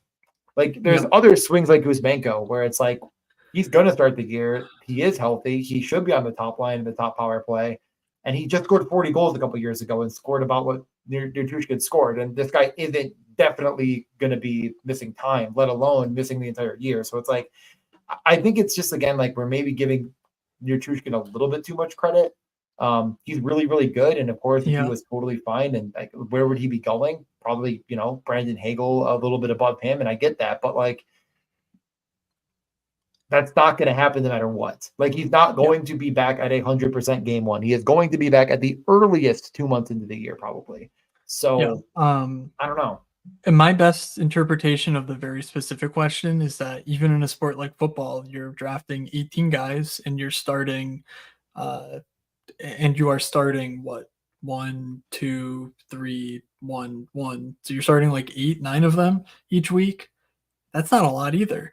Yet in the Best Ball Manifesto that Mike Leone does, he shows that almost nothing else matters more than in the finals than having 17 or 18 healthy players on your roster. There is no better indicator of you having a successful like playoff performance than having 18 projectable players. Val Nichushkin is not a projectable player.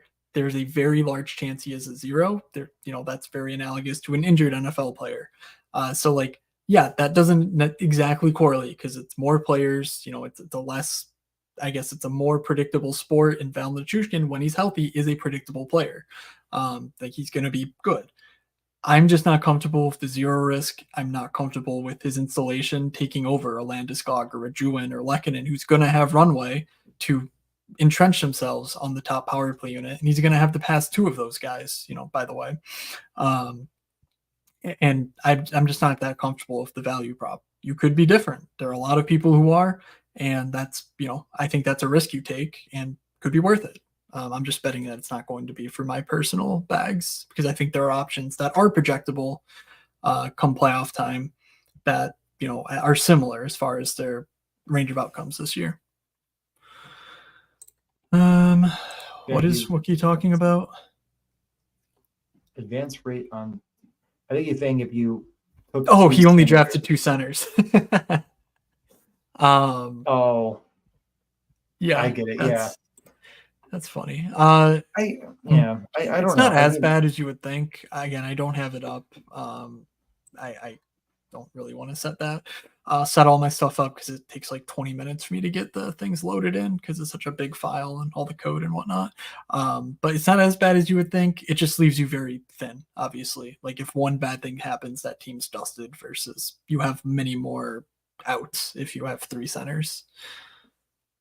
I mean, yeah, no, you don't need to be that crazy about it. Boston has never given a guy 55 starts. Like, I mean, they've never given Jeremy Swayman more than like 40. Are they just going to give him 50 this year? I'm going to bet no. Like, there's a very good chance Swayman or Korpisalo plays 35 games at minimum behind a very good team, and he's basically getting undrafted with four games in 2 of the final 3 weeks of the playoffs. So. I've definitely come around on Korpisalo, and I think the reason is because if you're like almost every other person in the hockey media out there, and you just say, well, look how good Olmark was last year and how bad Korpisalo was, and now these goalies are on different teams. Like, that is not the whole story. Like, Ottawa was atrocious in front of their own net and made Korpisalo a much worse goaltender. And on the same token, Boston was incredibly good in front of Swayman and Olmark and made them much better goaltenders. And like, I'm not saying Olmark is going to be clearly much worse. Like, he's still a better goalie than Korpisalo, most likely. I just think that it's so blown out of proportion. And on top of that, if Korpisalo is even kind of good, I mean, that's the reason why Boston won't give $10 million to Swayman because they're like, we don't really need you to be, like we need that money elsewhere because we know we can defend in front of our net. So like, yeah, I've come around a bit. I think Korpisalo sees, 40 starts. I agree with that number. And if that's the case, I think he's definitely draftable at the end of drafts. And like, again, like Swayman's getting chased up so high. I'm just going to end up with almost zero. Yeah, and that's I don't think it's going to burn me. Like that's the point. It's priced in the fact that Swayman's the number one without a doubt, and I just don't think that's a reasonable assumption you should make. I don't think it's reasonable to assume he gets 55 plus starts, but it's possible for sure. I just don't think it's like the most likely outcome, like the current ADP suggests it is. There was one comment earlier I wanted to get to because I don't think we addressed it. We specifically pulled from puckluck.com. There's a great best ball package there. If you're playing serious money on Underdog, if you're drafting, $200, $300, $400 at minimum worth of teams, I think it's $49.99 for his projections and everything else. You could go through. We had Jay on. I went through the projections a little bit as well. DJ's showing them here. If you want to try and freeze frame and get various things and various players and whatnot, you can try that too. That you can get some stuff for free. But I think that's one of the best current ones. The Athletic has projections out there from Dom Luszczyszyn. He's a very respected NHL guy. If you don't sub to the Athletic, it's like $9. Actually, I think it's like $1 for the first month if you find a code that's always out there. So you can find that, and also Dauber prospects, EP Rinkside.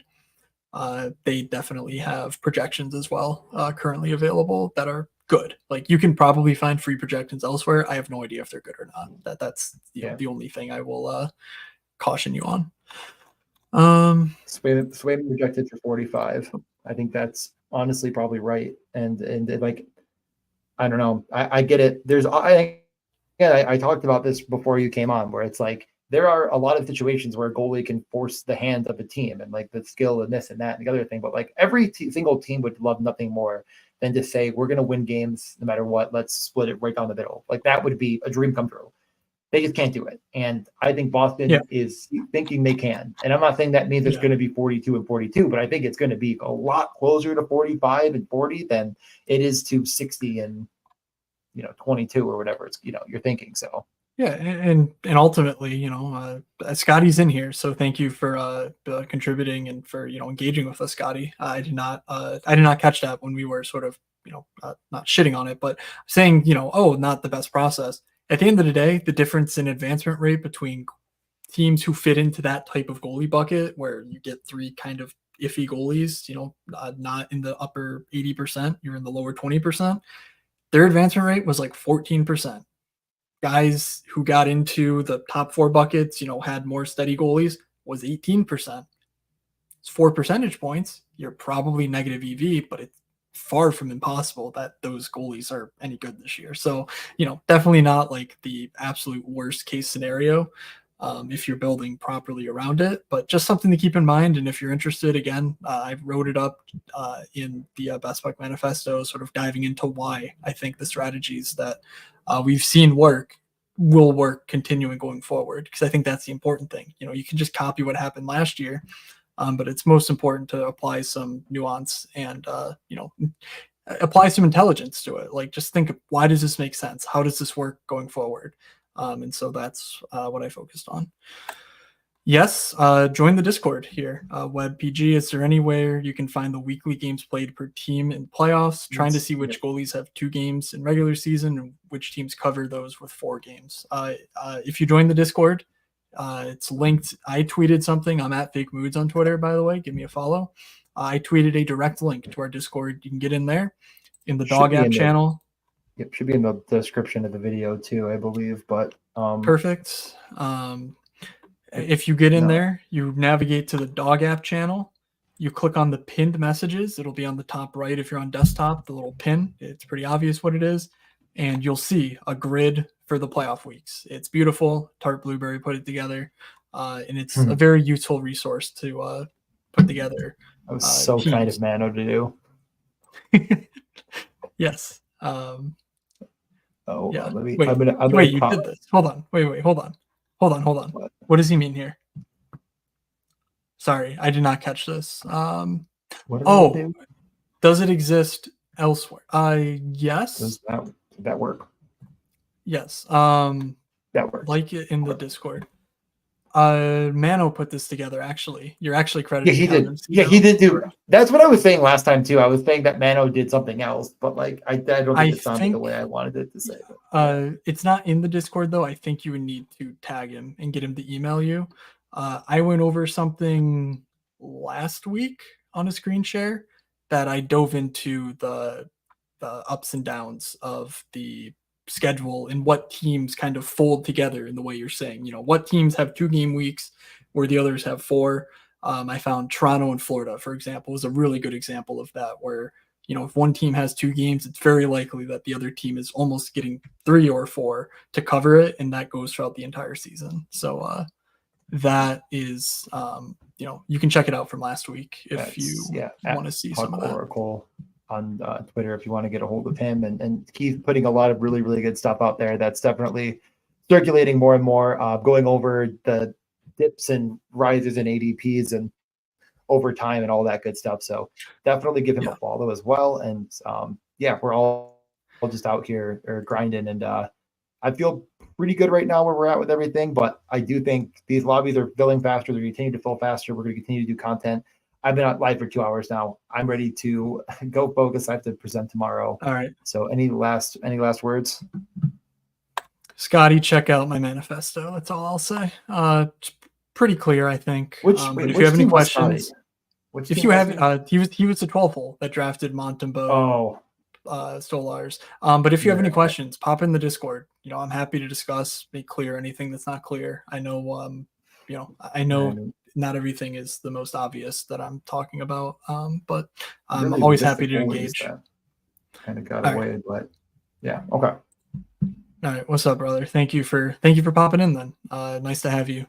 We just had a big discussion earlier, so all right, let's close this out. DJ's a sleepy boy. By the way, if you're watching this and you like what we're doing, I just committed to be on the Stochastic show tomorrow at 8 p.m. I think DJ will be there if his schedule allows for it. It's going to be tight. It's a game time decision there. But we're doing this exact same thing with the Stochastic boys, Josh Harris and Slim Cliffy, Michael Clifford. Cliffy in particular is one of the fantasy hockey goats. He writes, he tweets, you know, he just is all over fantasy hockey articles and whatnot. So really excited. I've actually never spoken with him before. So excited for that opportunity. And that'll be on the Stochastic YouTube feed. So find it. It'll be linked in the Discord as well if you need that link. So follow us. I'm going to try my best. I was trying to see if I could just play 9 holes of golf tomorrow in Syracuse and then get on the road. And it was like, no, we're playing 18. I'm like, yeah, we're probably playing 18. I kind of got to do it. So I'm going to do my absolute best to rip back from Syracuse back to Buffalo. But hold on. Let's all pour it out for DJ, who gets to be paid for playing golf tomorrow, which is like almost all of our dreams. It is actually my dream. I get to play golf tomorrow, and then I get to play golf for work on October 2nd. What a life. My new job is a lot better. It's just very busy. Yeah, you're going to be out there on the 2nd drafting teams while you're on the tee box. Oh, God, that's crazy. Yeah, no, it's great. It's great. Everything. I mean, honestly, there's just no. It's hard to complain. It's just like I just kind of wish I could put everything on pause for a week and just draft teams and like make content. But I just can't. All right, Wookie, I'll see you out there, buddy. Bring me one of them craft beers you're tweeting about. All right. Let's get out of here though. I'm on Twitter at Fake Moods. DJ's at DJ_Mitchell94. If you're on the channel, this is your first time. DJ has some short form content as well. He's put together well-produced videos. I talked about my manifesto several times, so check that out and subscribe to the Morningscape podcast. This is a feed, an Apple feed, where in the course of the season we do daily fantasy podcasts. But if you like getting previews of a day's slate of actions, we cover those slates in depth every Tuesday and Thursday, plus other special slates throughout the year. So any other final closing thoughts, DJ? No, we'll be, at least one of us will be going live tomorrow, and more videos coming and stuff. So just stay tuned. We got 17 days of grinding. Yep. camp opens tomorrow. Things will be changing fast. Stay on top of it. Get in the Discord and check out preseason DFS if you're not if you've never played before. It's a ton of fun. It's a lot of grinding, but there's a lot of information edge to be had. So that'll do it. If you have legitimate degeneracy, please try NHL preseason daily fantasy hockey. We'll be in there. So DJ, these people just spent an hour and 20 minutes, probably, if not more. You were on for another 2 hours and 9 minutes right now. Watching us draft teams before training camp has started. These people are degenerates. They will appreciate it. So I will see you in the DFS. I plan on going live for the first decent-ish slate on just doing a little recap of some stuff. So yeah, I'll do some process videos because I genuinely love the preseason hockey. I'm gonna be there. All right, let's shut this thing down. So thank you all for coming. Enjoy the preseason, everyone. We'll be back on Tuesday. So from Doug, from DJ, from myself, have a good training camp, everybody, and we will.